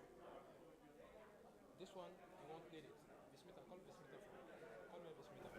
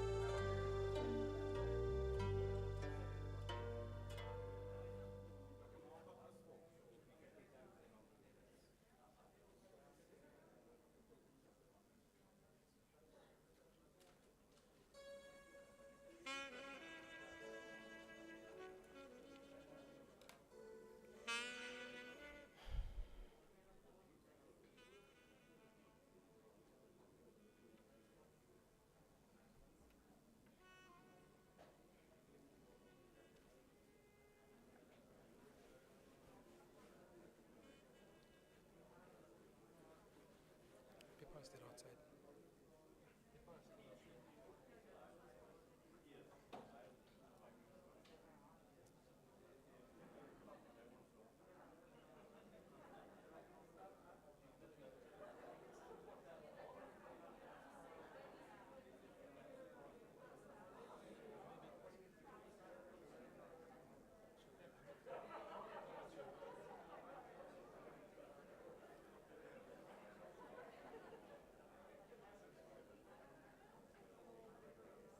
Should we start?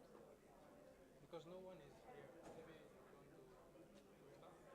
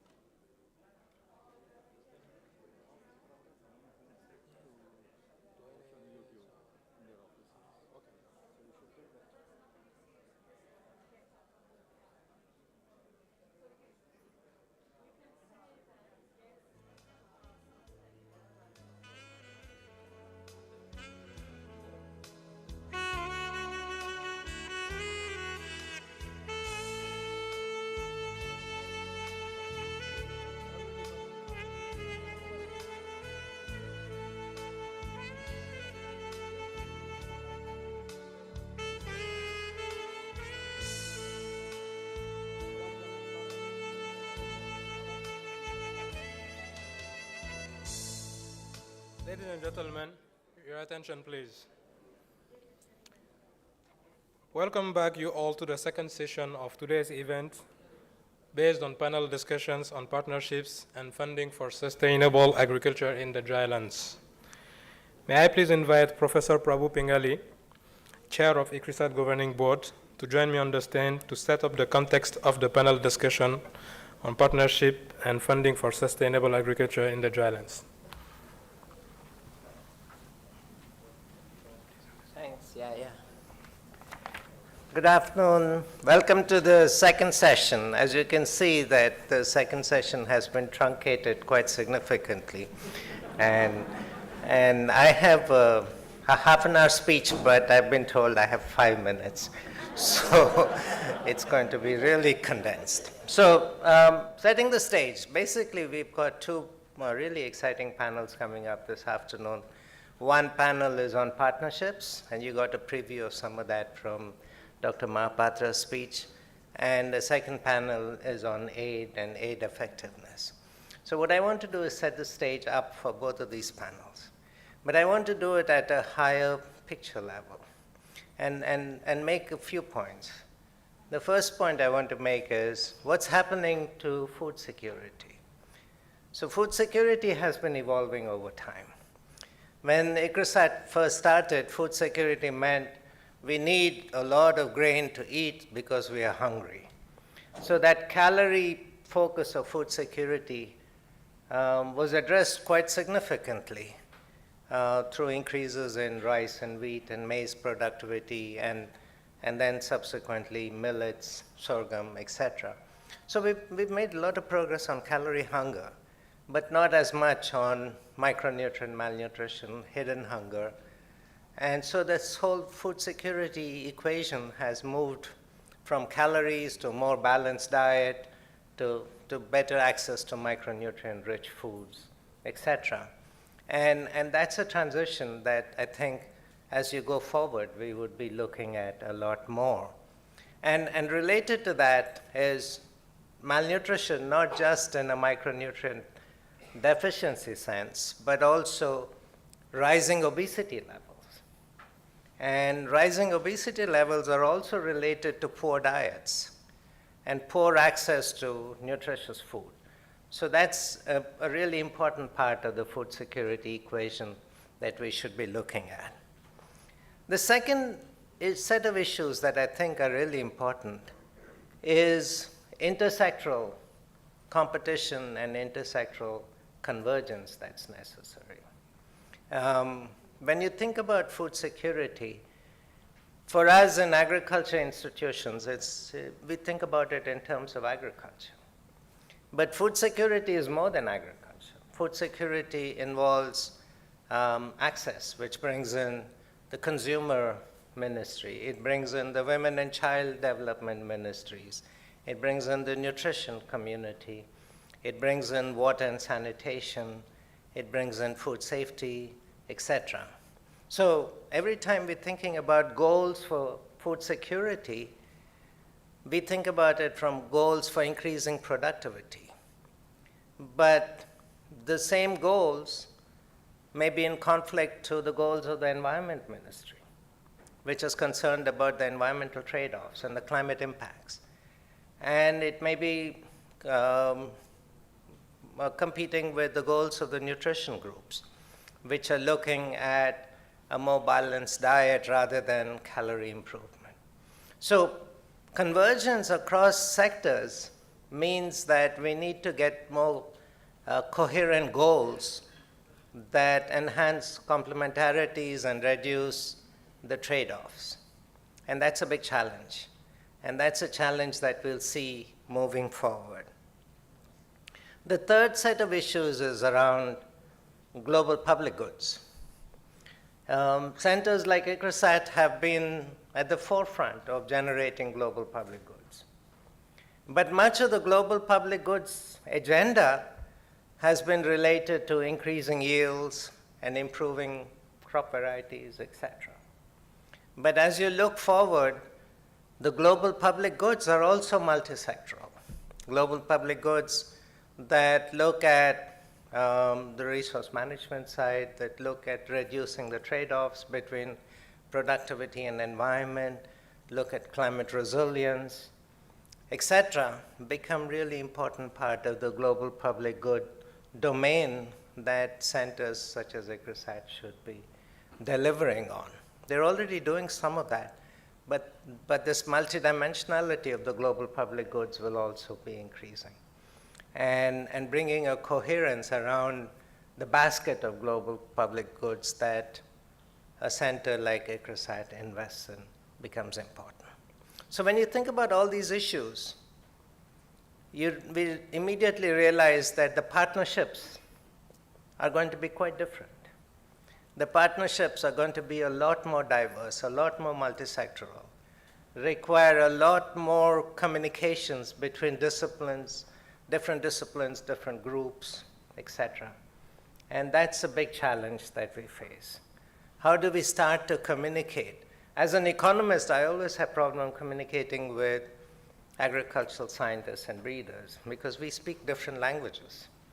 And imagine if you have 15 such sectors in the room, getting to one common language across them is a big challenge. So in partnership, understanding each of the partners, understanding their goals, understanding their mission, understanding their priorities, and agreeing on a road forward is going to be a big, big challenge. South-South collaboration. That's an issue that comes up again and again, and we'll be hearing more about that. What does South-South collaboration mean to me? A lot of people think about it as, okay, countries like India will transfer technologies to Africa, right? And that's South-South collaboration. But the fundamentals of South-South collaboration is that countries have had very significant experiences in addressing the problem of food security in very difficult conditions like the drylands. They've learned a lot from this experience. They've learned a lot on what to do, what not to do, and how to do things better. Now, what South-South collaboration does is allows you to transfer these learnings from one place to another, so that the same mistakes are not made, and that you learn to leapfrog some of that early learnings to get to solutions in other places. If we can do that, that's very effective South-South collaboration. And that's the mission that we should be looking forward to. That's the last point I want to make, and you can see I'm trying to get down to my 5 minutes here, is on aid and effectiveness of aid. Now, one of the things that I've seen over the past few decades is the number of aid suppliers has increased tremendously. You have the traditional big donor countries, you've got the traditional foundations, but then over time you have developing countries, emerging economies that are becoming big donors. But you also have seen a major increase in private philanthropy. Private philanthropy has come in a very big way. And it's not just one or two foundations. There's private philanthropy of all types that's coming in. And that's going to be a big growth sector. And that's good news, but it's also challenging. It's also challenging because every individual donor has their own vision of what the world should look like. And every individual donor has their own mission and their own goals. And creating a coherence across all of them in a way that allows us to see the sum of all parts being greater than, the whole being greater than the sum of the parts is going to be a big challenge. And as you think about aid effectiveness, a lot of the discussion on aid effectiveness is about effectiveness of traditional government-based aid. But the real story on aid effectiveness is how do we manage private aid? How do we manage private philanthropies and CSR activities and bring about more coherence across them? I've used up more than my 5 minutes. Thank you very much, and I look forward to a great panel discussion.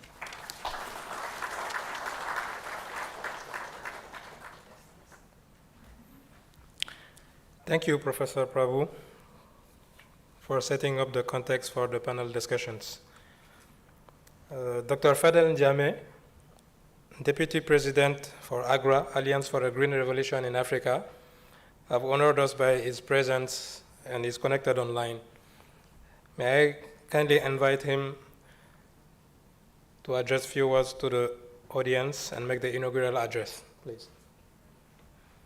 Thank you very much, facilitators, excellencies, and distinguished participants. Ladies and gentlemen, on the occasion of the ICRISAT's 50th anniversary celebration, it is my pleasure and honor to speak on behalf of Dr. Agnes Kalibata, President of AGRA and former Special Envoy of the UN Secretary General for the 2021 Food System Summit. She sends her warm greetings and appreciation for the invitation to give these remarks on this auspicious occasion. She, however, regrets her inability to speak herself due to other exigencies. So it's in this capacity, she asked me to convey her hearty congratulations to ICRISAT on its 50th anniversary and appreciate deeply the contribution that your organization is making to agriculture transformation in Africa. She recognized that ICRISAT has made significant contribution to the livelihood of smallholder farmers in the semi-arid tropics through developing drought-tolerant, drought-resistant crop varieties of sorghum, millet, groundnuts, chickpea, and pigeon peas, to name few. These are crops where we also noticed that the involvement of the private sector in breeding and seed system was almost inexistent when you started this work. We also recognize that in many instances, there have also been a limited involvement from government. And to say that these need to change given the new circumstances and the context of climate change, more specifically. But it is also pleasing to let you know that currently most of the Sahelian zone of Africa where AGRA operates, this region and farmers are best served by technologies and practices that have been spearheaded by ICRISAT and partners. And with increasing pressure of climate change, the crops that have been prioritized by ICRISAT and partners are instrumental to enhance the resilience of our farmers and hence the need to continue working together. Just to say, we truly value the partnership that we have with you. We note with a lot of appreciation the fact that ICRISAT was instrumental in developing the concept and practice of microdosing of fertilizer, reducing costs and maximizing productivity for millions of farmers in the continent. With the increasing price of fertilizer, these practices are now required more than ever, and we look forward to a continued and intensified engagement on that front. As my predecessor mentioned earlier, we salute ICRISAT for having facilitated and continue to facilitate South-South knowledge and technology exchanges between Sub-Saharan Africa and India. To give you a couple of examples, watershed management was one of those technology which have been adopted now by Ethiopia and Rwanda, to name few. There are also multiple efforts to build capacity of African nurses with whom AGRA work very closely. We want to appreciate your partnership in this area. Now we realize that in the current change of the CGIR and ICRISAT being out of the 1CG, AGRA will be looking forward to new modalities to continue working together in a more robust fashion to meet the increasing demand of the farming landscape in Africa.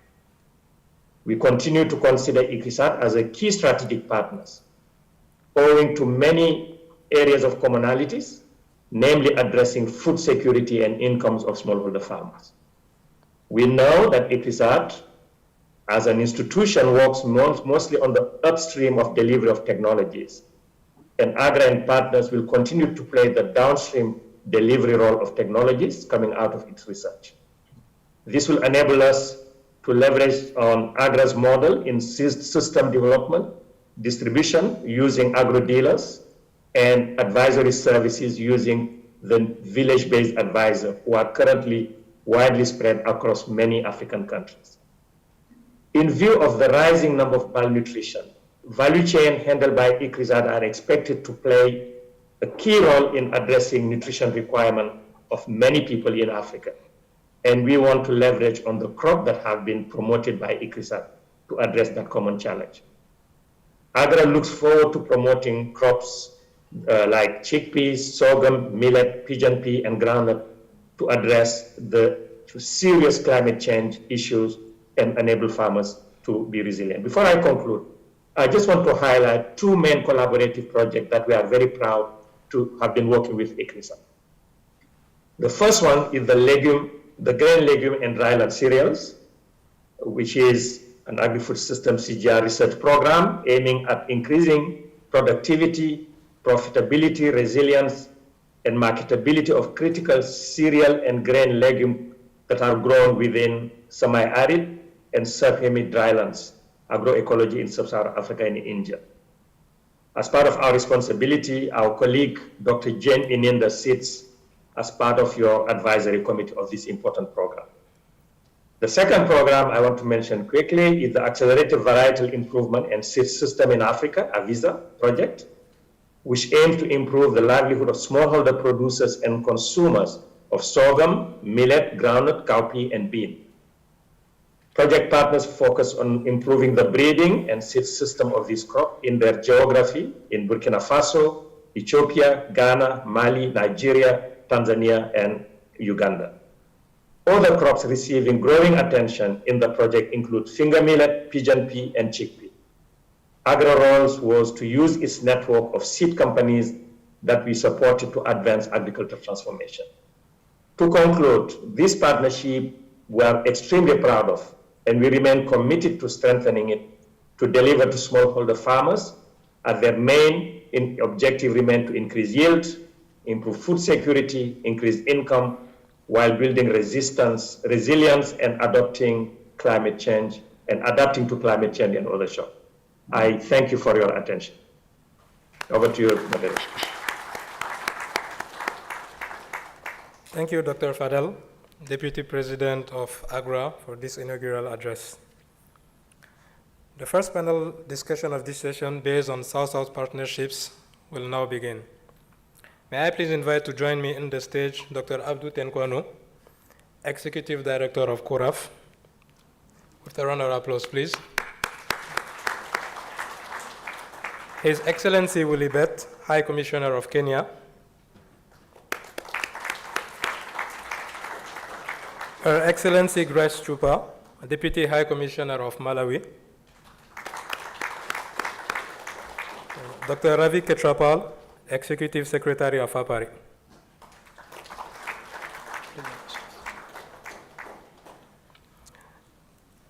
We will have Dr. Raj Paroda, Chair of TAS, and Dr. Ramajita Tabo, Regional Director of ICRISAT West and Central Africa, who will join this panel discussion online.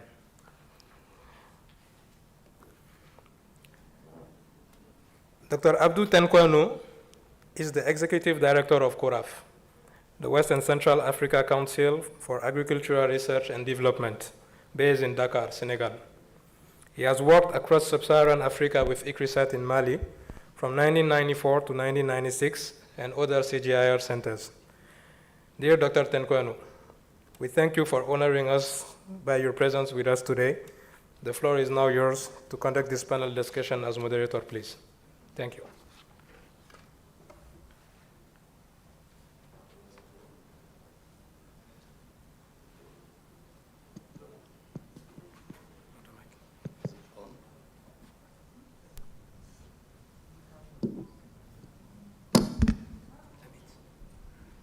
Thank you very much. Our time has been cut from 35 minutes to about 20 minutes. And I believe that we have heard a lot of wise words from all those who were given, who gave us the opportunity to listen to them. With this in mind, I would go straight and invite the panelists to give their introductory comments. And with your permission, I would like to invite the Honorable Commissioner of Kenya to take the floor. Thank you. Thank you very much. Thank you very much, moderator. As you all know, we have talked about partnerships and collaborations most of the part this morning. The most interesting one was by Habari, where he illustrated how partnerships or collaboration, if not managed well, can lead to. South-South cooperation in this context is a very important vehicle where ICRISAT can plug in to ensure that the technologies which are channeled out of this great institution can be put into practice or can create impact in the global south. Here I look at it in two ways. I look at it from country perspective, where countries themselves in the global south or the south-south countries can build principles so that there is a framework of cooperation between countries themselves, that peer relationship. Because these are countries who are in the same stage of development, these are countries who are experiencing almost similar challenges. And in this case, as the introduction happened, is that it's not a donor-receiver kind of relationship. This is a peer relationship, where it is horizontal engagement, where leadership is not bottom-down. It is an horizontal leadership where each country takes responsibility for the activities they are undertaking. So with that kind of relationship, that the trust is built among the countries. And therefore, any projects or programs they are running will succeed. And this is where ICRISAT can plug in and enjoy this kind of relationship. Now, the second aspect I would want to look at this point is institutional collaboration within the South-South countries.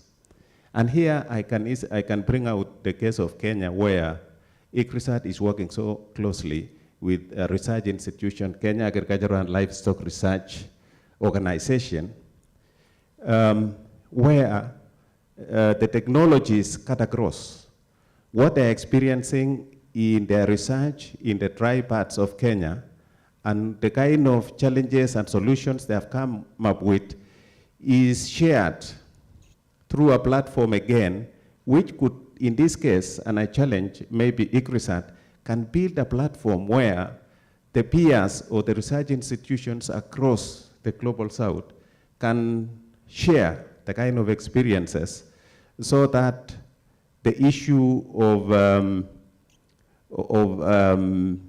rewinding, or there's a better word for it, you leap, as the chairman had said. You don't repeat the same mistakes which other countries have done in the process of developing some of these technologies. Finally, the critical thing which I think the South-South cooperation should do, especially in the mandate crops, the pigeon bee, the sorghums, and what I earlier called the oven crops, is to develop the seed systems, because the seed systems in these crops are still rudimentary in most countries. And therefore, the collaboration, especially in areas where they have robust seed systems, can share how the other countries can benefit. And the seed systems cannot work without regulations and laws of different countries, acknowledging how the seed system can work in each of these countries. And so, thank you very much. Those are my opening remarks. Thank you very much, Your Excellency. And the next person is Her Excellency Deputy Commissioner of the High Commission of Malawi. And as you take the floor, His Excellency has said that partnership is to be likened to a vehicle. Maybe you could tell us a little more of how do we fuel that vehicle? Thank you. Thank you so much, moderator. As my colleague has already alluded, that we don't have enough time. Our time has been reduced. So I will not take much of your time, but I'll go straight into the issue of partnership. To begin with, we would like to see ICRISAT scaling up its partnership to more farmers. And also, we would like to see our partners maybe to also consider some issues, like issues of climate change. Because interventions may be there, may be employed, but if we overlook maybe some issues to do with climate change, maybe all will be in vain. Because I'm talking from the perspective from, like, for instance, my country, where I'm coming from, Malawi. As I'm speaking, Malawi has been hit hard by Cyclone Anna, Cyclone Gombe, and most of the farmers have been displaced into the camps. And maybe you also heard in my remarks, I talked about maybe resilience. How do people bounce back after they have been hit by these natural disasters like Cyclone, Gombe, dry spells? How do they bounce back? So maybe in our partnership, while we are looking into these other aspects, I want to make an emphasis here that these issues of climate change must be considered. Otherwise, maybe some of these interventions may not yield if we overlook some of these issues. And also looking at it that most of the farming households, you can see that maybe 1 out of 4 is headed by women. And if women are also not empowered, that means even the partnership will be in vain. So let me not speak much. Let me hand over to whosoever is going to take the floor. Thank you very much. Thank you very much. I'm now going to give the floor to the Executive Secretary of APARI, my good friend. You have illustrated partnership with a large number of options. Which one would you choose for us?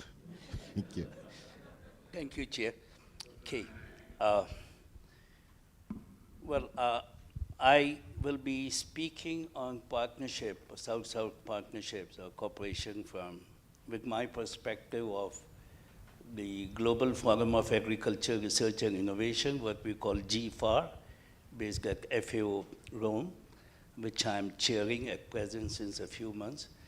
And secondly, from the point of view of APARI, which, as you all know by now, a regional network of more than 80+ members. Now, GFAR is a very unique forum, and it is one of the very few rather institutions which have been kept or retained as a member of CG System Council, where they had been, if I'm allowed to say, a bit harsh with the Global South. So we are still there. We are in their System Council. We are with their initiatives, but for GFAR, I must say, ICRISAT, CG is a member, but I think ICRISAT is not a member, number one. And ICRISAT probably should become a member. The beauty of GFAR is we are based on the principles of collective action. And the collective action is such where farmers are at the center of innovation. It's very farmer-centric. Or maybe if you work on the agri-food system, a farmer may not be involved, then it's the smallest denominator as a stakeholder-centric. So GFAR allows a lot of partnerships in terms of co-innovating, co-designing, co-learning through various collective actions. And we have initiated 4 of them. 2 are in the active stage. Rest 2 are in the initial stage of discussions with the potential partners. One is on forgotten food, where ICRISAT has been involved quite actively, is still going on. We have a community of practice. We talk end of every month to see how we are doing it for the Asian region. Another is on the inclusive digital transformation, which is where we are working with NARS, National Agriculture Research System. And we have about 9 NARS from Asian region, and Asia and Pacific, one from Pacific, who have joined this collective action. And in case of family farming and revamping the agriculture education sector, things are just taking shape. So GFAR is an excellent platform. It has more than 700 partners or members. So of course, management of partners is itself a big job at the governance level. Well, apart from GFAR, I'll come to APARI. APARI is a regional network, and I'm there in APARI for the last 4.5 years. And the point is not how to deal with partners. Our partners is NARS, ICAR, but ICAR means 150 institutions.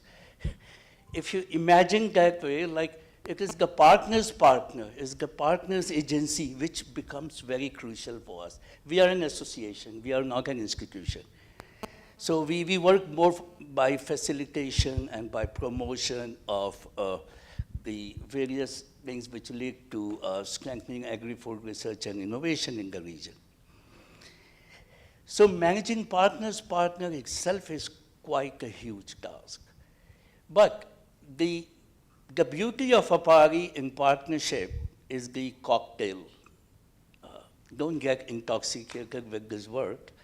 When I say cocktail, it's a cocktail of partners we have. We have all the National Agriculture Research System, then we have all international agriculture centers, which includes ICRISAT.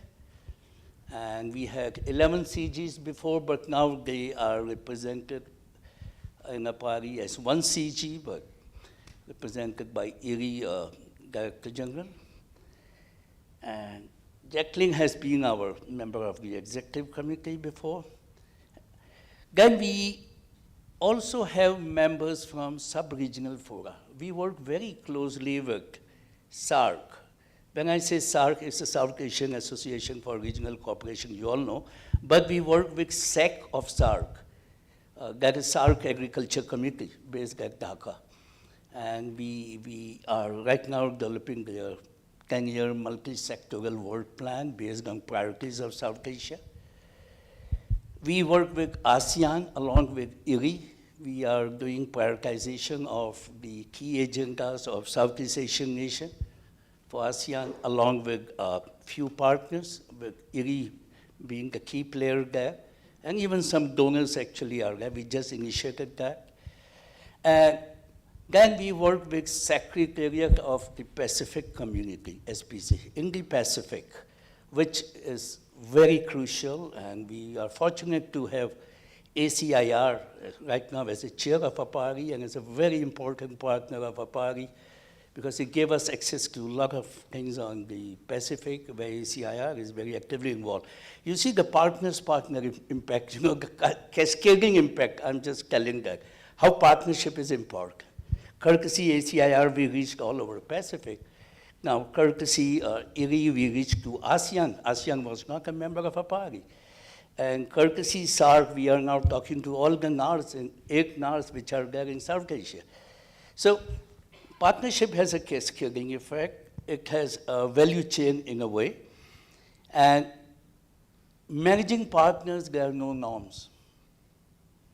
Please don't go on any internet PowerPoints on how to manage partners, and all those are for corporate sector. When you actually work on the ground, I think managing partners have no norms.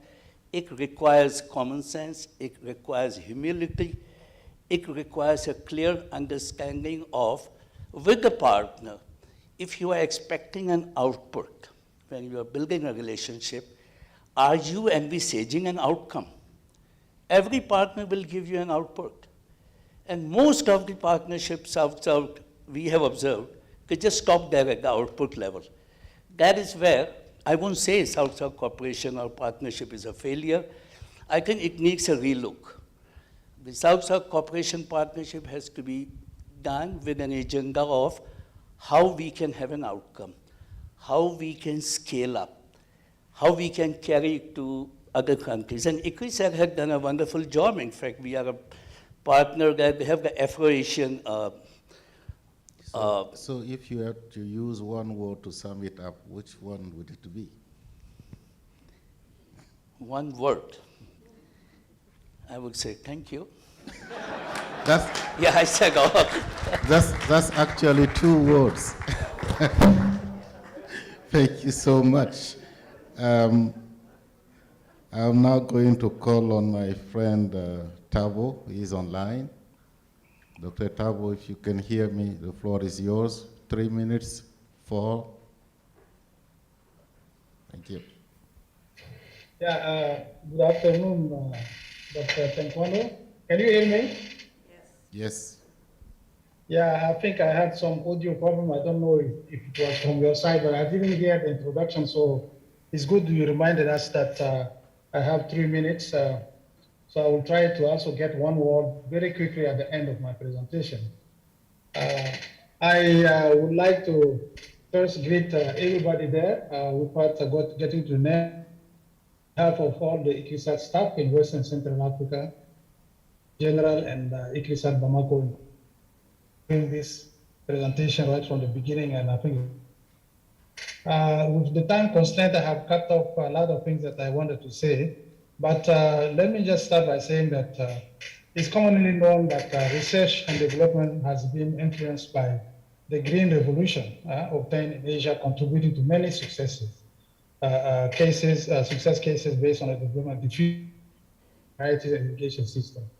So ICRISAT, being in Asia, being in India, and also a lot of offices in through the network of a NAR system in the region, in Western Central, East and Southern Africa, and also with the regional organizations such as yours, Dr. Tenkwano, Koraf, and the private sector, to try to take some of those technologies that have made that showed promise in some of those in Asia, here in Africa. South and Triangle Cooperation will be an instrument and support industrial and semi-industrial ventures and ensure food security and nutrition. The chair of the ICRISAT board has talked about the issue of food security, and we have had a good exchange of materials between Asia and Africa in terms of material that can be used to improve the value of the crops that we grow here in the dry land of Africa. Those are mainly sorghum, pearl millet, and also closely with India to set up 2 value chain business incubators through the Forum for Agricultural Research in Africa in Mali and Ghana, so that the Mali incubator works on the seed value chain, and Ghana incubator was set up in animal research, work on livestock value. I think also the issue of crop livestock integration when we talk of partnership. I'm giving some of the areas that we should pursue as we are trying to develop and strengthen the partnership, the South-South partnership. I think there are also opportunities that we should exploit on small-scale mechanization and knowledge exchange combined with the promotion of shorter circuits and more circular value chain to support smallholder farmer friendly contractual agriculture.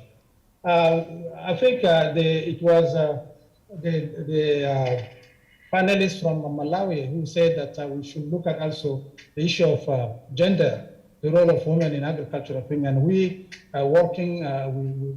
We have been working, and we continue to serve the work on gender mainstreaming together with the partners. And an initiative called Genovate was a fruitful South-South collaboration in terms of knowledge production on gender norms, gender equality, technology, and innovation across the global South.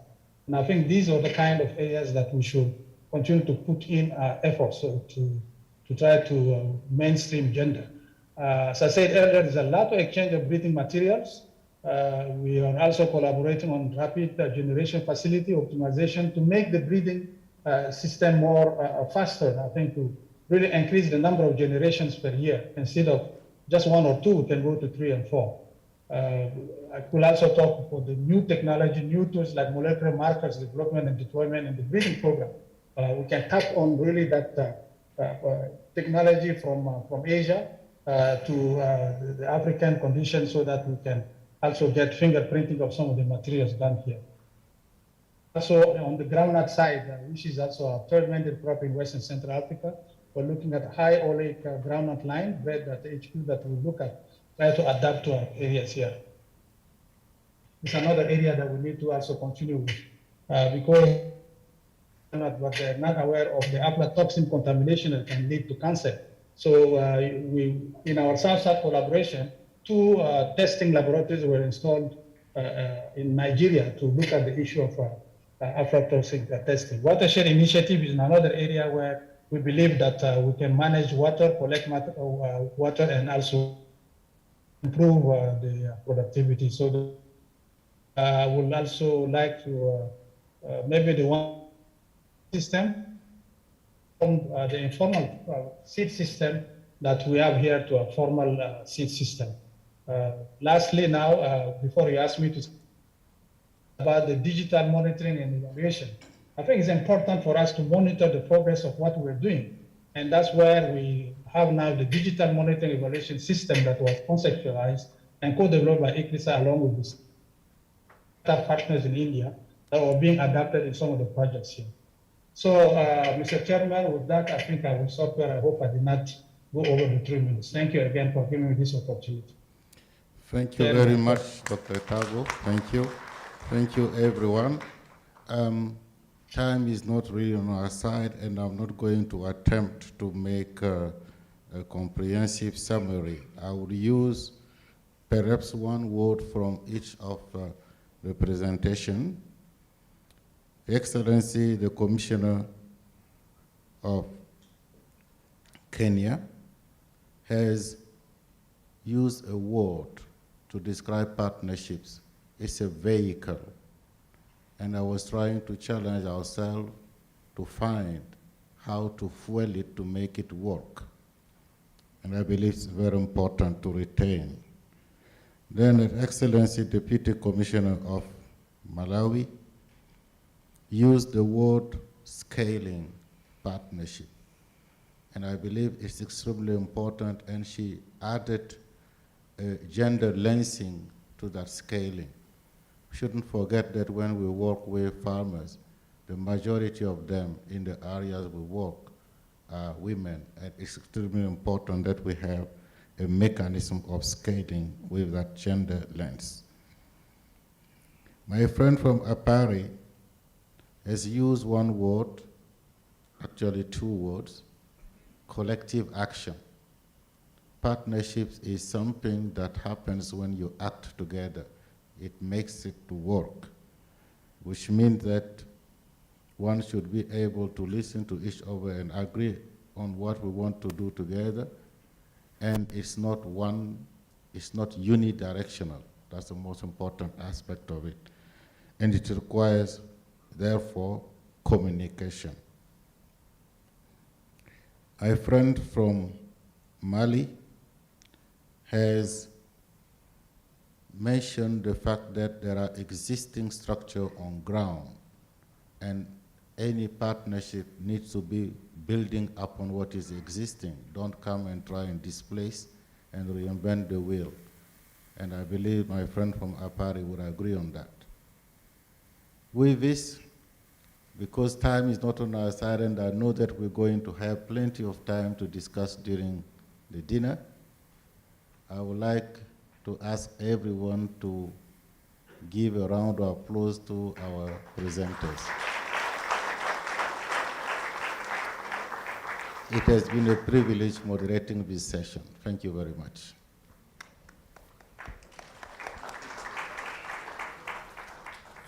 Thank you, Dr. Tenkwano.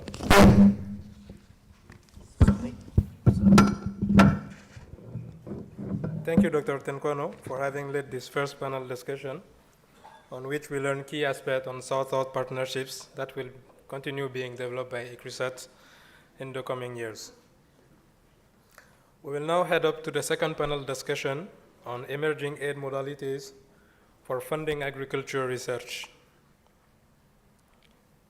May I please invite to join me on the stage Ms. Catherine Reed, member of ICRISAT Governing Board.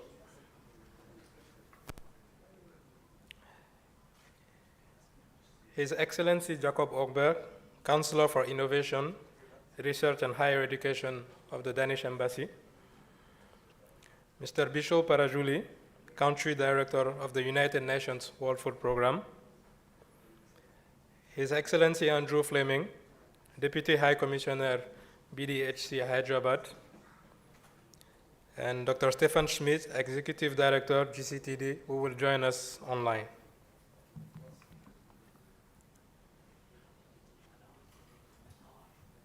Ms. Reed is the Director of Outreach at the Crawford Fund.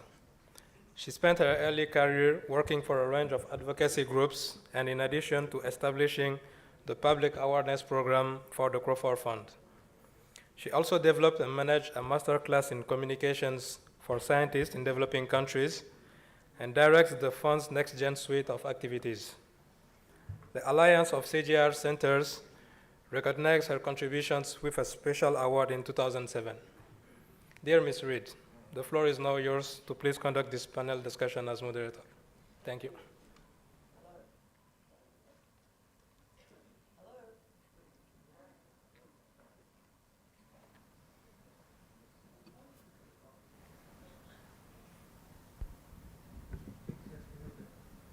That's a good start for a communication specialist. Thanks, everybody. Again, we've got the same problem as the earlier session, so we're going to shorten this somewhat, but we'll see how we go and possibly be able to take questions from the floor if there's time. Otherwise, we'll progress and see how it goes. Over the last decade or two, there's been a growing concern and scrutiny on the way aid is funded, delivered, and how that affects outcomes. In principle, I expect we all can agree that the aid should be aligned to the receiving country or organisation's development strategies and priorities. But in reality, this is hindered by differences in objectives of various organisations involved. And so that may not agree on the main problems or how to tackle them. And then there's uneven power relationships between them. Generally, the ones controlling the funds have more discretion over decision making. To further complicate things, alongside traditional donors, new donors are emerging with their own priorities and approaches to development. This encompasses a whole suite of agencies that we've all probably come across: multilateral development finance institutions, development banks, and then we get down to the private foundations and new philanthropic initiatives, which now yield enormous power and influence. So, today, our panel has been asked in 3 or 4 minutes to consider the evolution of aid modalities over the last 1 or 2 decades, the rise of the new actors in this space, and the influence of donors, all of them, over decisions of what to support and how to support it. I'm no doubt that we've got people in the audience who are donors and others, including from ICRISAT and me, who face the unenviable task of chasing funding for work that they are passionate about, and no doubt find it very hard to understand why we aren't funded more generously. We will have people here on the floor who are in both those camps today, possibly at the same time. I won't waste any time introducing everyone, but there is one speaker who we have online who is coming along who we haven't been introduced to, and that's Stephen Schmitz, who is Executive Director of the Crop Trust, an international organisation working to safeguard crop diversity, and who for more than 10 years was actually part of a donor organisation in Germany. So again, someone in both camps. First up today, we have Jacob. Thank you. So I don't know if I'll be able to answer the full question. I can tell you a little bit about our attempt at creating a relationship to ICRISAT. So, as was mentioned before, there's a partnership and many complicated partnerships, but they all start with getting to know each other, and I think that's the phase that we are in. Denmark used to have a close relationship to ICRISAT and the whole of the CGIAR,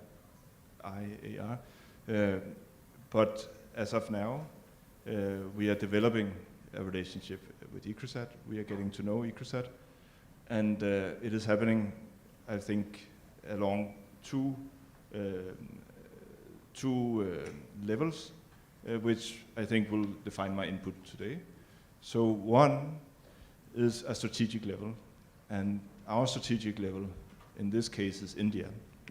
So Denmark has entered into what we call a green strategic partnership with India, and that has to do with the way we like to see our place in the world going forward. And it is a little bit different from our earlier aid-motivated relationship with India. As we see it, our investment to keep being relevant in the world has to go along two lines. It has to secure livelihood in Denmark, but it also has to deliver on the global sustainability goals. And that is because we find that our role going forward is to place our skills in the larger scale global projects to combat SDG challenges. That is why we have joined with India in the Green Strategic Partnership. So of course the Green Strategic Partnership is focusing on water, energy, so forth, but also agriculture. Now, it was also said that partnerships has to be concrete, and that is why we're looking to ICRISAT and other institutions in India. And when we are then approaching them, I think we should, in this case, approach them at a very concrete level. And ICRISAT being a research institution, we are going to approach ICRISAT at the researcher level. So we would like to see a partnership building with a strategic vision, but focused on the joint goals and joint aims and basic chemistry of our research groups. We think that ICRISAT is a place in which maybe the Danish universities and the Danish research institutions can find partners to develop strategic initiatives within what we call the Green Strategic Partnership with India. So rather than seeing ICRISAT and India from an aid perspective, we would like to see both those levels as partners in developing global solutions that, of course, will have an SDG perspective, but also will have a livelihood and an economic outcome in the Danish context. So I think there's more to it, but that's my input to this discussion. That is jumping a little bit out of the aid discussion and saying that we are trying to mobilize our societal actors in a different way, which is probably more of a professional, forming professional communities with ICRISAT and other partners in India and other countries. Thank you. Yeah. Thank you, Jacob. Some good, I hope Jackie's taking notes over there. Okay, we'll now move on to Bishal. Thank you very much. I have about 6 points I want to bring out. Indeed, partnership is fundamental to sustainable development goals.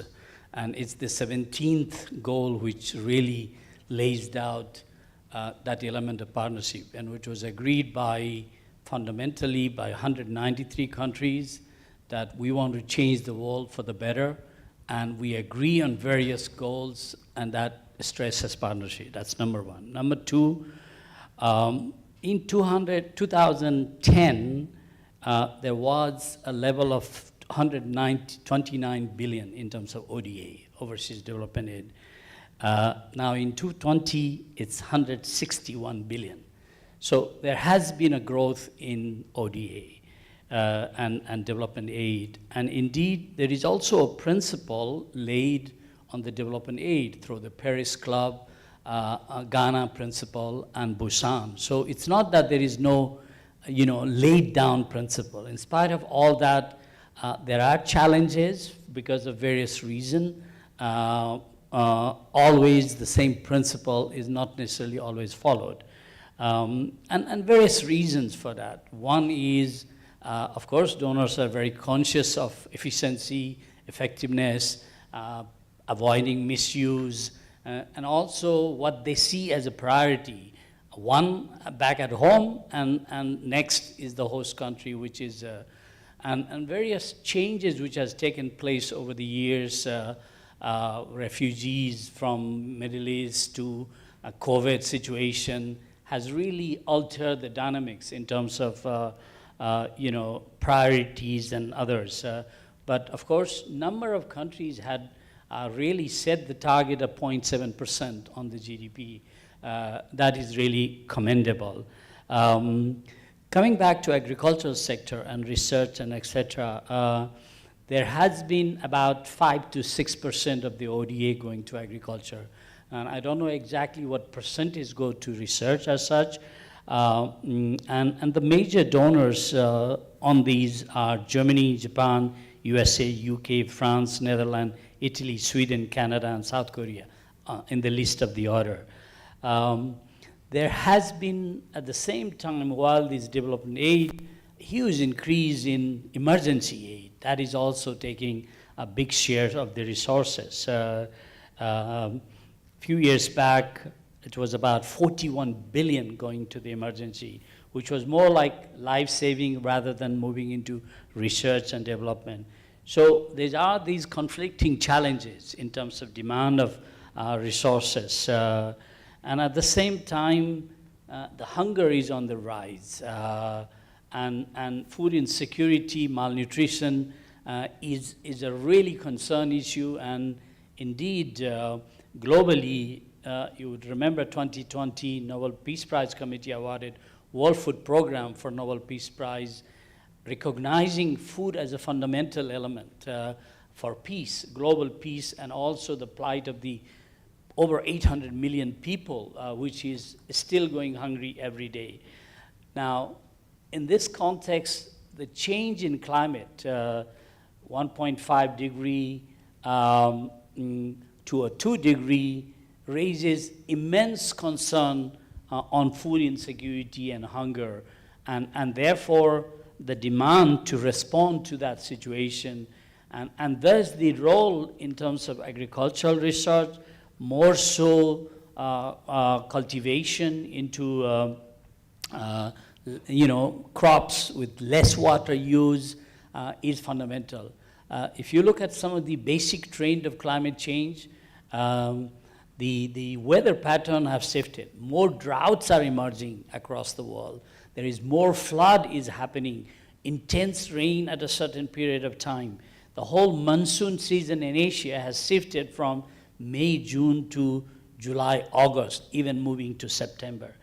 So therefore, these situations really stresses the need for research and investment. And another thing I would say is, ICRISAT founded 50 years back, and it has done a fabulous job in all these years.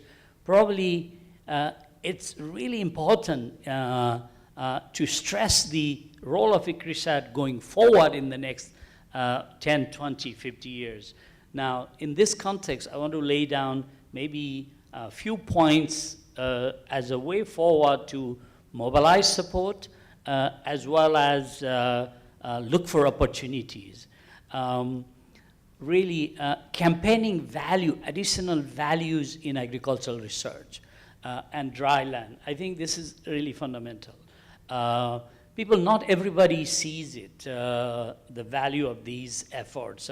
So convincing, reaching out, and communicating, really fundamental. Number two, engaging private sector.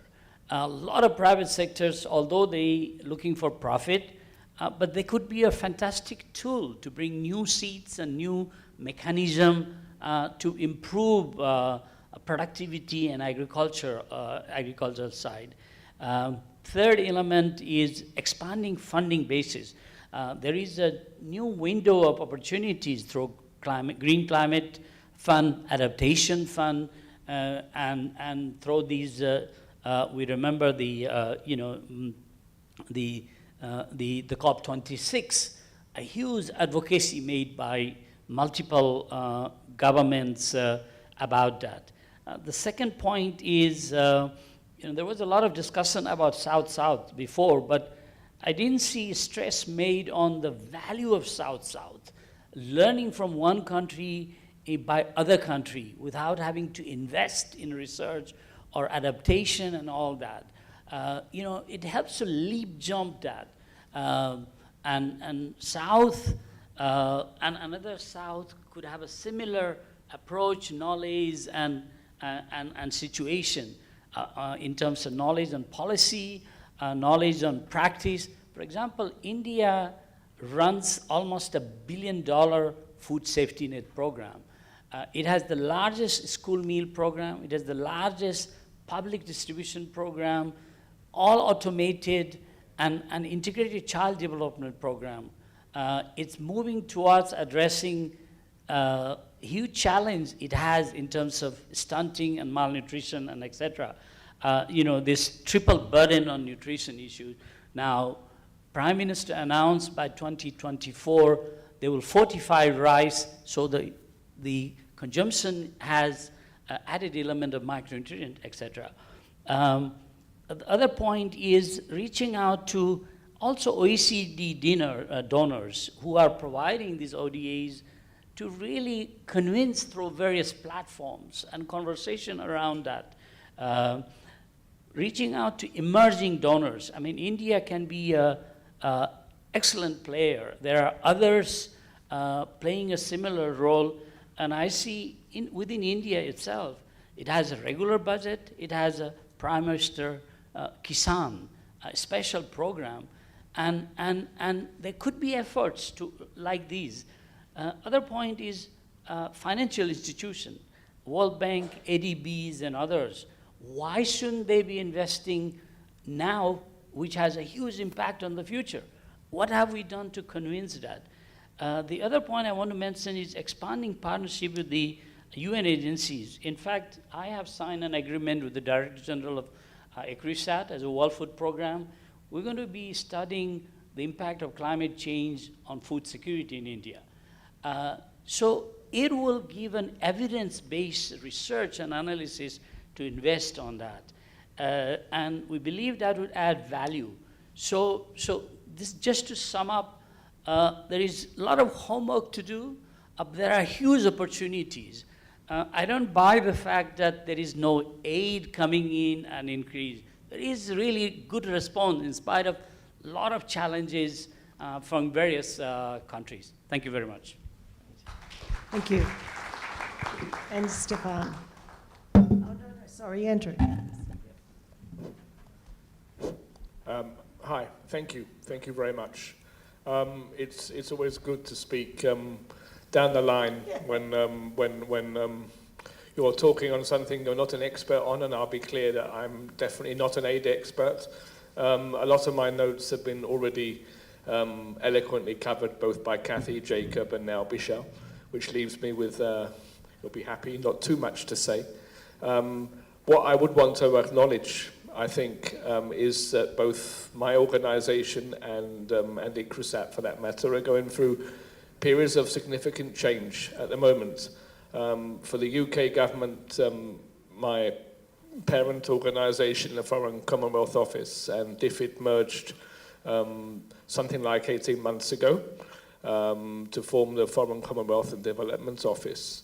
And coupled with this, of course, with the implications of COVID, our net amount of aid funding has been temporarily reduced from 0.7 to 0.5%. All of that obviously has consequences and puts pressure on where and what we can do with our money.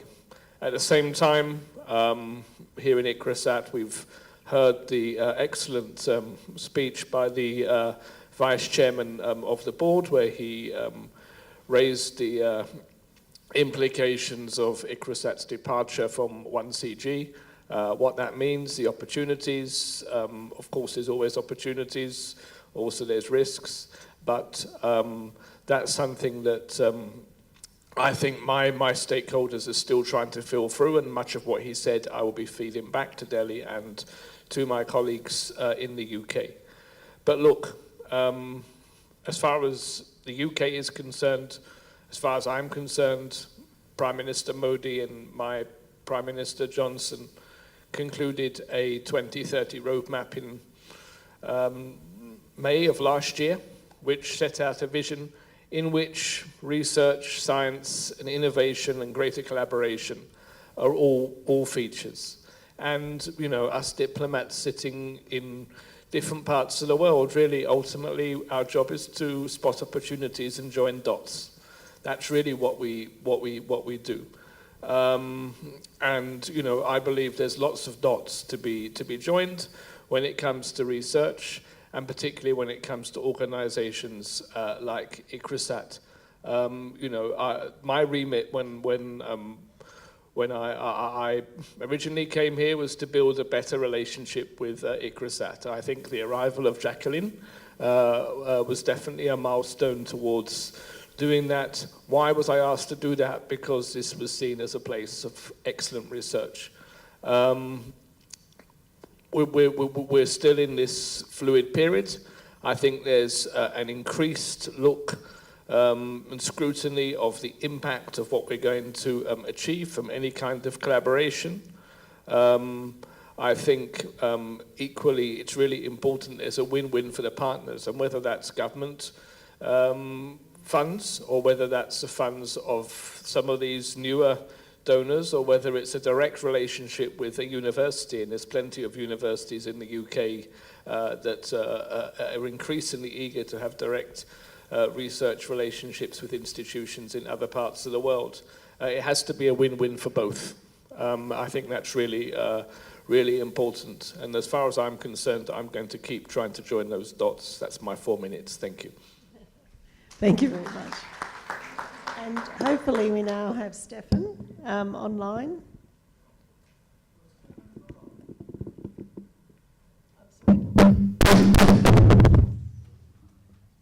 Oh, I didn't do that.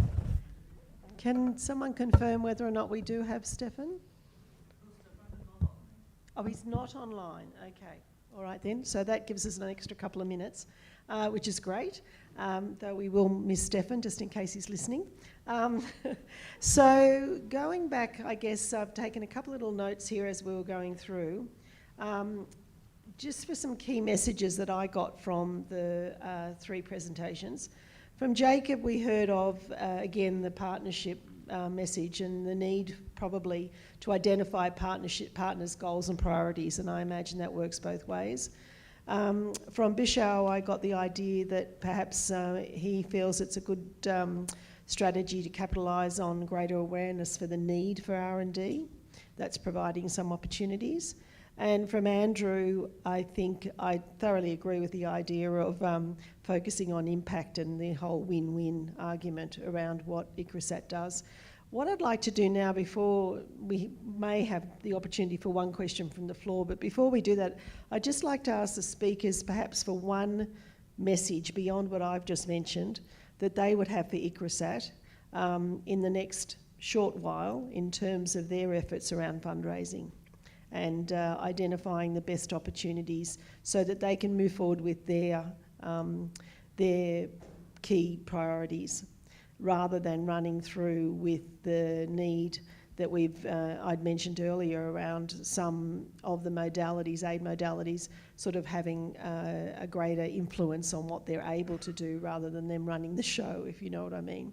So if you have any messages for ICRISAT. Jacob first. Well, try and be the hub for international relationships into the ICAR system. I think that is a role that ICRISAT is already playing, but it's also one that is very useful, both for the scaling up of the research results afterwards, and also for the initial interest creation among the researchers back home. Thanks. Now, I've probably been a bit mean with Bishop because you actually gave us a whole series of ideas, which I've noted down here, but is there any one that you feel is really most significant? I think ICRISAT being in India is a huge opportunity.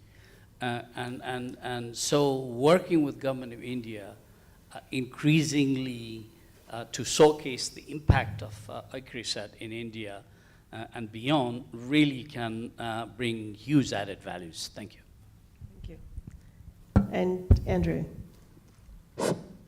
Yeah, for me, I would say, just to expand on some of what I spoke about and our 2030 roadmap, one of the aspirations is for more engagements where it's between UK, India and third countries, and ICRISAT sits very, very well into the equation of that kind of model, particularly with regard to bringing the impact of innovation and research into Africa and really changing lives in a meaningful way. So think about proposals that are shaped around that kind of area. Terrific. I think there's been some really great ideas that have come out of this, specifically for ICRISAT actually, so that's really useful. I'm making a guess that we probably have another minute. So is there a particular question, is there a burning question from someone in the audience? Oh, we do have someone. Well done. Thank you. I'm with the World Food Program, and I've been hearing a lot about, the opportunity of philanthropy, private philanthropy. Working in that area, one of the feedback I already have is that there's very little awareness amongst the private sector about the SDGs, there's a lot of confusion about climate change, food security, nutrition, forget it. So what are the thoughts? I mean, you're a board member of ICRISAT, you've got partners of ICRISAT on the panel. Is that a priority in terms of funding from the, you have to use the existing sources of funds to then create those awareness programs. How is that fitting in with you as a donor to ICRISAT for ICRISAT's own programs? Any thoughts around that? So I think what your question was the significance of the private sector or the opportunities for linking with the private sector. That's, speaking from what I know as being a board member, that's a particular important area for ICRISAT because obviously, particularly with seed companies. So that we're quite reliant on having involvement and partnerships with seed companies in order to distribute, for example, new varieties. But there are a number of other board members who may be able to respond as well. I'm not sure if anyone on the platform would like to make a comment. Working, this is, okay. All I was going to say on that aspect was that it's great. It's a great opportunity. It does come with risks because each one of these different private funders has its own agenda, its own mechanisms. It becomes a finance officer's nightmare to try and manage and keep track of all of that. But the thing that bothers me most is the risk of confusion over what the focus of different pieces of research are, and overlap. Because ultimately, resources are finite. I'm not just talking about money, I'm talking about the experts to deliver on all of that. And if you have a funder that wants to do X, which is part of what another funder is wanting, but not entirely, then you get into complications. So it's really working through that and trying to make sure that you have a model where you are preserving all of your finance resource in terms of expertise, in terms of staff, in terms of time, and that for me is probably one of the biggest challenges to overcome. I think that's a constant challenge regardless of who the donor is, I think. Would you like to say? Yeah. Working? We just concluded a food systems summit in September. And few things came out of that. One is full realization the current food system is broken. It's not effective. Number two is if we want to succeed in really bringing effective food system, we must have private sector as a partner. There's no substitution. Of course, there may be challenges in terms of conflict of interest, etc., but one could always do due diligence. In fact, in humanitarian response like WFP, UNICEF, and others, we are increasingly partnering with the private sector. So therefore, I would say, as we are in this system, we must embrace as many players as possible to address the challenges. And therefore, I would really encourage ICRISAT to bring them, create a platform and avoid those, conflict of interest issue, but not just throw the baby and the water together. Okay, thank you. I think... One more, Sorry. please. Yes. Maybe ICRISAT is doing something about it, but we know ICRISAT to churn out wonderful seed varieties, hybrid, high yielding, and distributing them to areas where they will make a difference in the lives of people in the dry lands. But that is one side of it. Adoption of the same is the other angle which would need to be looked at very closely. We could have wonderful varieties, but how they are being adopted by the users in these dry land areas is another story. So I don't know whether ICRISAT, in its funding program, has a mechanism of advocacy or mobilizing information so that adoption can be enhanced in these areas. Because that could be another area of funding, because funding should really be on need basis. Here I'm bringing out from the fact that when we do funding, is there background research? Because we are researching on the laboratory, on germplasms and what have you. But there is the social aspect of it, which could also need a different type of research to see whether what we are producing is actually being adopted. And therefore, how could we fund this angle to ensure that adoption of our technologies is actually taking place so that there is an outcome instead of just an output? I'm going to stick up for ICRISAT here and say it does do that. But I think Arvind wanted to have a comment. Yeah, I just wanted to say that, yes, ICRISAT that part. From the number of varieties that are released for different countries, we do demonstrations to find out which is the most suitable variety for a particular region. And then we take that data and we use that data to take forward in the seed system that particular variety. So we just don't base our research on number of varieties that is released in different countries, but which is the best adapted variety for any particular region. And then we select that variety for the seed system for that region. And we do welcome more and more support in this area of research so that we really pinpoint and disseminate such varieties. Thank you. Thank you. I'd just like to add to High Commissioner that I think great that ICRISAT is working with the extension systems and so forth. But I think there's also a challenge in what you are saying to the way that we fund research. And we are often very much focused on the research results in the lab work, not so much on the impact, and if we are on the impact, then it's very short-term measures of the impact. And I just want to tell you that in the Danish research system, we are trying to see if we can program funding differently. It's very hard to get away from what we call the excellence culture, where you only focus on the publication. But it is definitely a challenge that needs to be built into our research funding programs, that we evaluate our proposals through impact also, and through long-term impact. Yeah, thank you. So I'd just like to thank our speakers today. We definitely went over time, but we did manage to have the discussion we were hoping to have anyway. So I think that's a win-win. Thanks, everybody.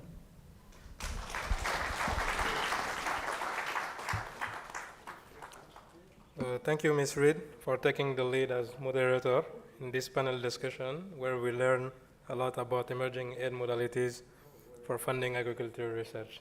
We have seen that it has been very interesting with the interaction with the audience as well. I will invite you all to now please take your seats back. A round of applause for our speakers, please.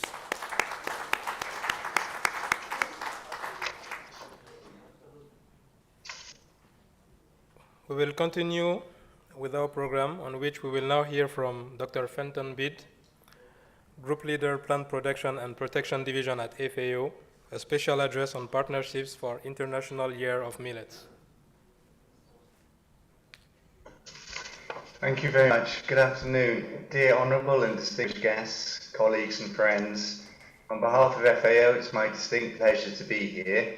I wish I was there with you in person, and I hope next time to see you in person. But on behalf of FAO, I'd like to congratulate ICRISAT for 3 successful years and say happy birthday to all ICRISAT staff and all the partners involved with ICRISAT's successful mission. And maybe following on from some of the discussions we've had today in relation to awareness raising, communications, key messages and partnerships, it's my pleasure to introduce the International Year of Millets, which will occur next year, and I'm representing the Division of Plant Production and Protection here at FAO.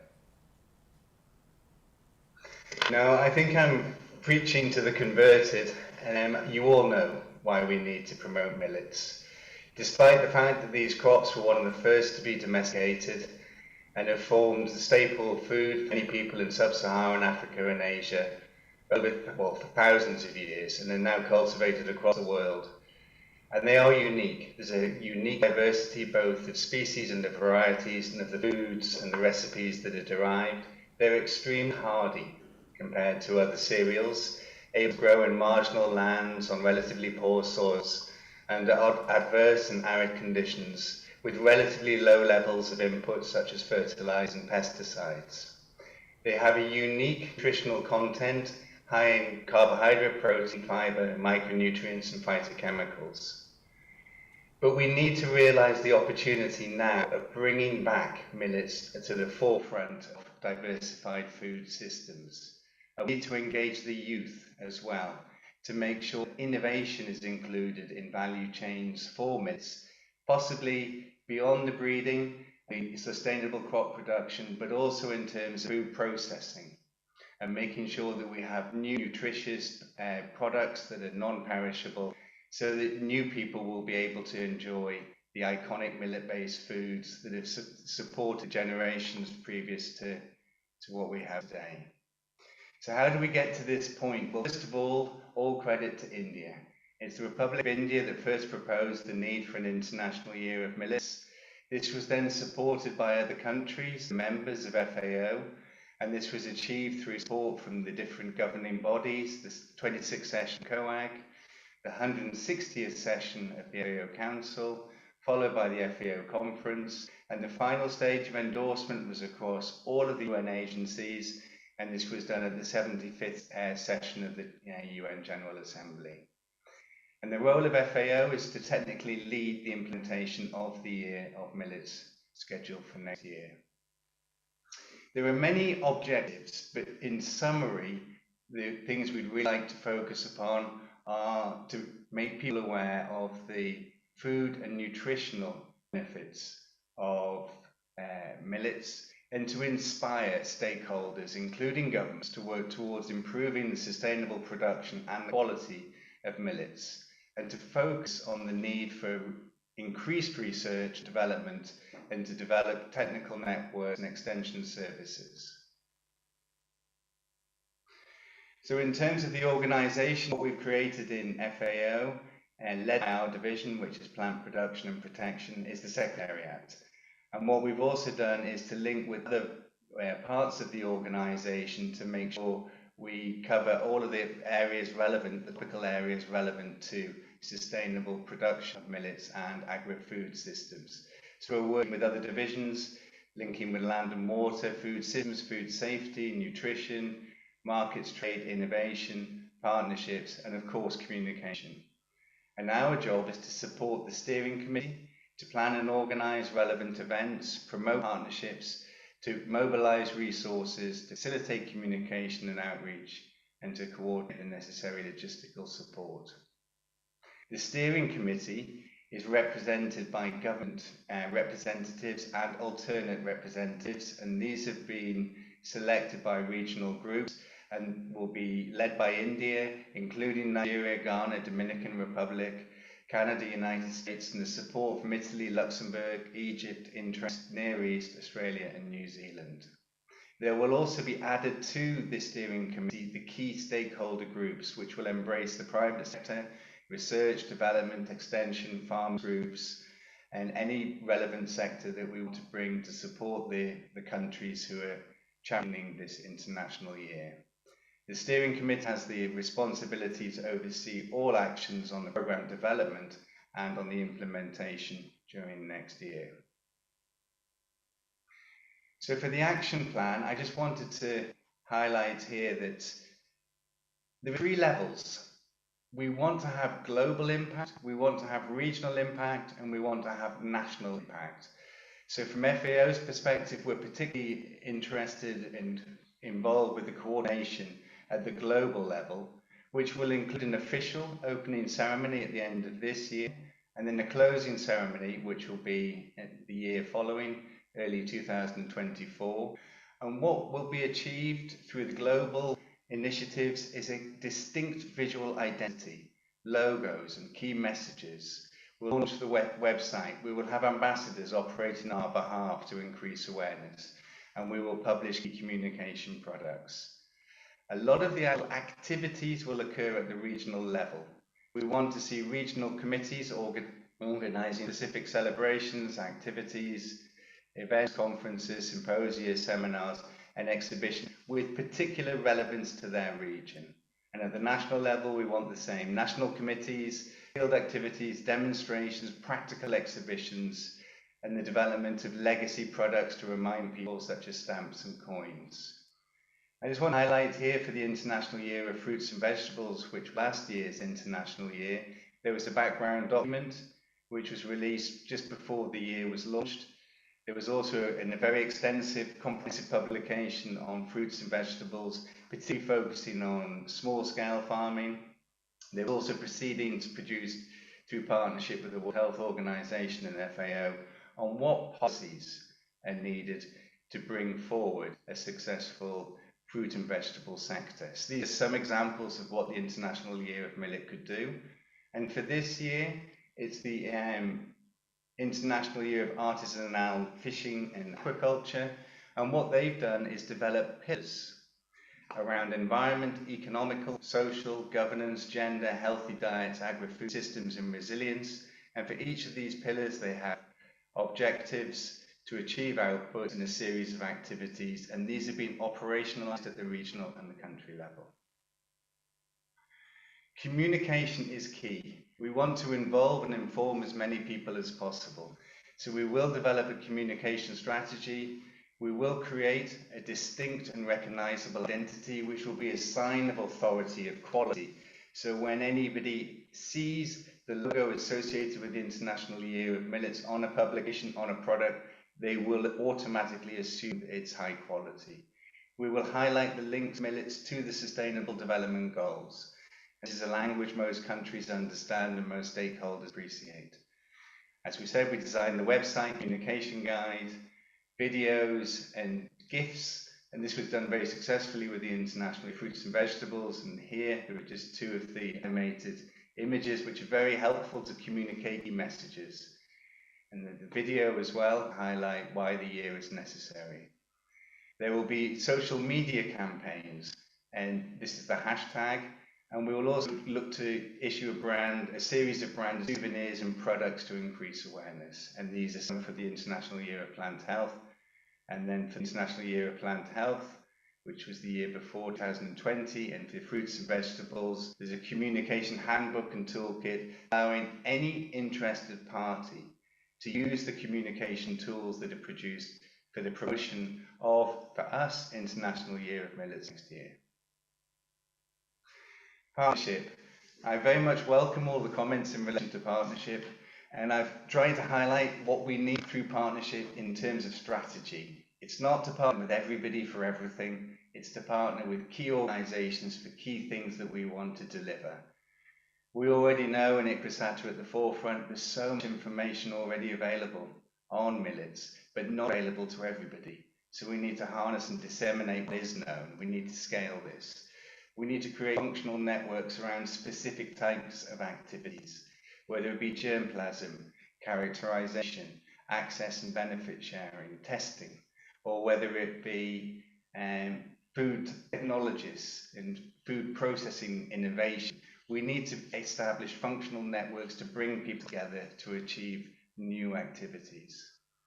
We need activities, we need practices, we need demonstrations, and we need key publications. We must generate money to support this. Who are the partners? Well, there are too many to mention, but they include UN agencies, international and regional organizations, certain research for local context, adaptation of millets to certain environments, to certain value chains, and certain consumer types. Obviously, development agencies, farmers are at the core for the production, non-governmental organizations, private sector, food processing experts, government, civil society, opinion leaders, and many more. So what can we each do?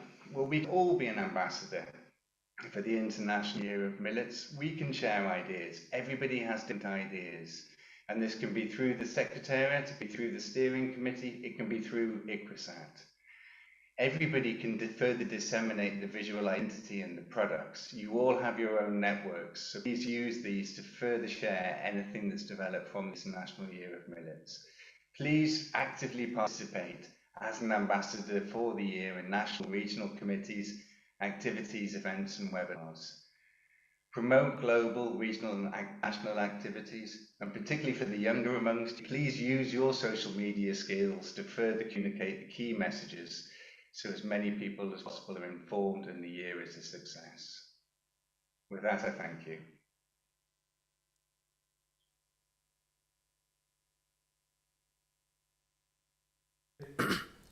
Sorry, Protection and Protection Division at FAO.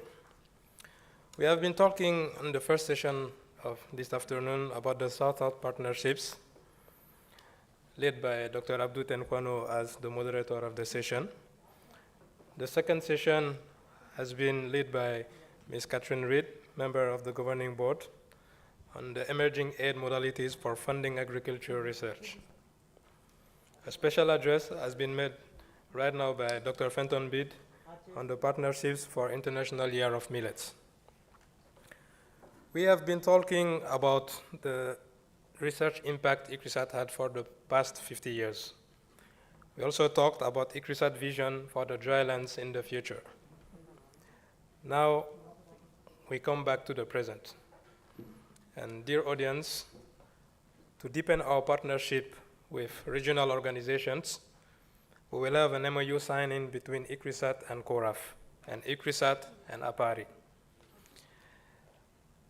May I please invite Dr. Jacqueline Hughes, Director General of ICRISAT, and Dr. Abdou Tenkwano, Executive Director of CORAF, to please join me on the stage for the MOU signing between ICRISAT and CORAF.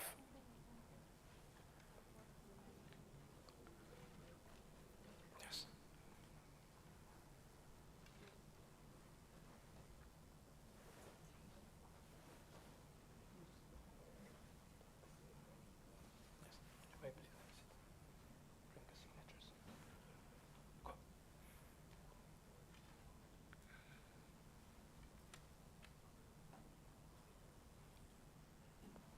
We will now proceed to the MOU signature between ICRISAT and CORAF.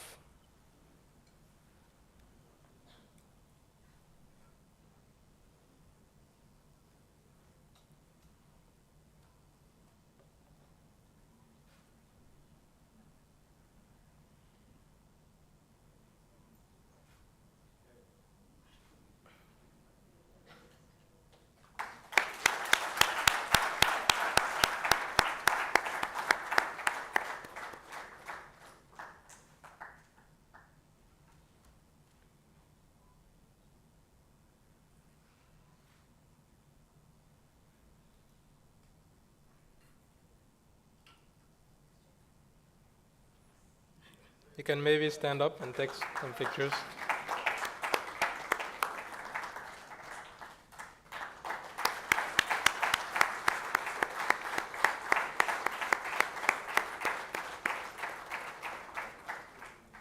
Congratulations for this great MOU signature, which shows the commitment of ICRISAT to Africa and its will to strengthen the relationships and joint efforts to provide the best impact in the realization of our mandates. Thank you, Dr. Tenkwenu. May I please invite you to please join your seats with a round of applause from the audience, please.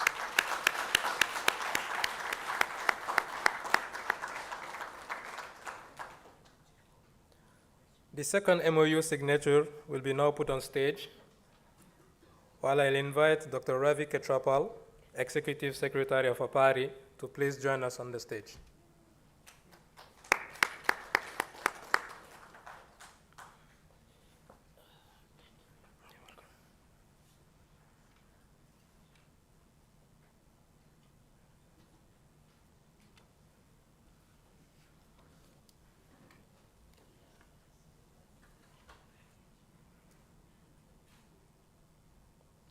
We will now proceed to the signature of the MOU.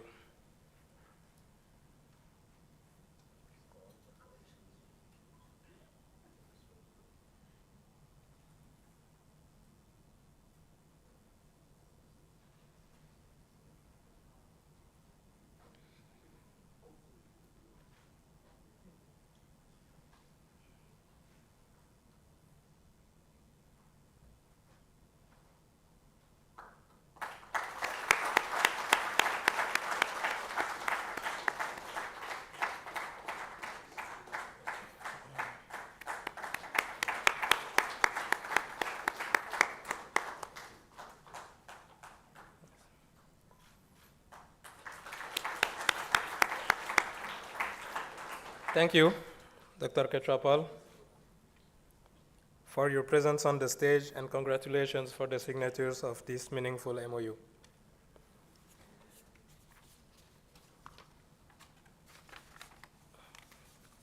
May I please invite now Dr. Jacqueline Hughes?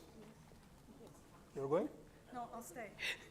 Director General of ICRISAT, to deliver the vote of thanks and the ceremony closure, please.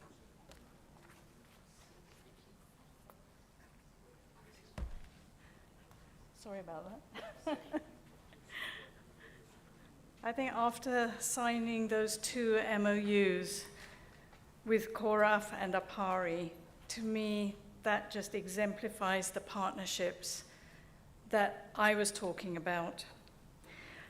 But I was told time is very precious, so to all of you, members of our governing board, members of the diplomatic corps, and those friends and well-wishers that you've been hearing calling in from afar, ladies and gentlemen. So we're coming to the close of this segment of our 50th anniversary celebrations.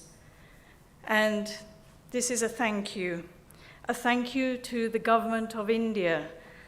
The Government of India is our hosting government. Our headquarters is in India. And particular thanks to the Ministry of Agriculture and Farmers' Welfare for their great support, their encouragement, and their partnership. Thank you to the state of Telangana and the other states, and the state agricultural universities, without whom we would not be making such an impact in India. And the colleagues who are sitting here, we're very grateful for the support of the governments of Ethiopia, Kenya, Malawi, Mali, Mozambique, Niger, Nigeria, Zimbabwe, also Senegal and Zambia, and others. And through the diplomatic corps who are here representing their countries today, thank you. Please take our grateful thanks back to your countries, and also to your national agricultural research and extension systems. We work closely with them, and it would be very nice if you could relay our thanks through the official channels as well. We're also very grateful to the development banks. We were hoping that African Development Bank would be here, regretfully not. But the regional networks, APARI, CORAF, and other regional networks. Where we don't have MOUs, I think soon you will see those as well. We're thankful to universities, global universities, institutions, advanced labs, to AGRA, and you heard the statement from AGRA just now, to the UN and the UN agencies, the World Food Programme, thank you, Bisho, to FAO, FENBEAD was there, but there's many other facets of our relationship with FAO, and the International Treaty for Plant Genetic Resources for Food and Agriculture is a very important part of our genetic resources conservation. The Global Crop Diversity Trust, unfortunately Stefan couldn't join because our time shifted a little bit. To the private sector, there was a mention of private sector just now. The private sector partners that we have, thank you. And to the partners that we will have, welcome and thank you in advance. Also NGOs. We work with a lot of NGOs because we are relatively small in the global picture. So to try and make impact globally, we have to work through the diversity of partners. And finally, or second finally, our staff, all of you, the governing board, the board chair, thank you. But most of all, to the farmers and their families in Asia, Africa, and beyond, who have put their trust in ICRISAT's technologies. And as we work with our partners, the farmers and their families, their communities, to ensure that productive, resilient, sustainable, inclusive, healthy, and profitable food system for the drylands. Thank you.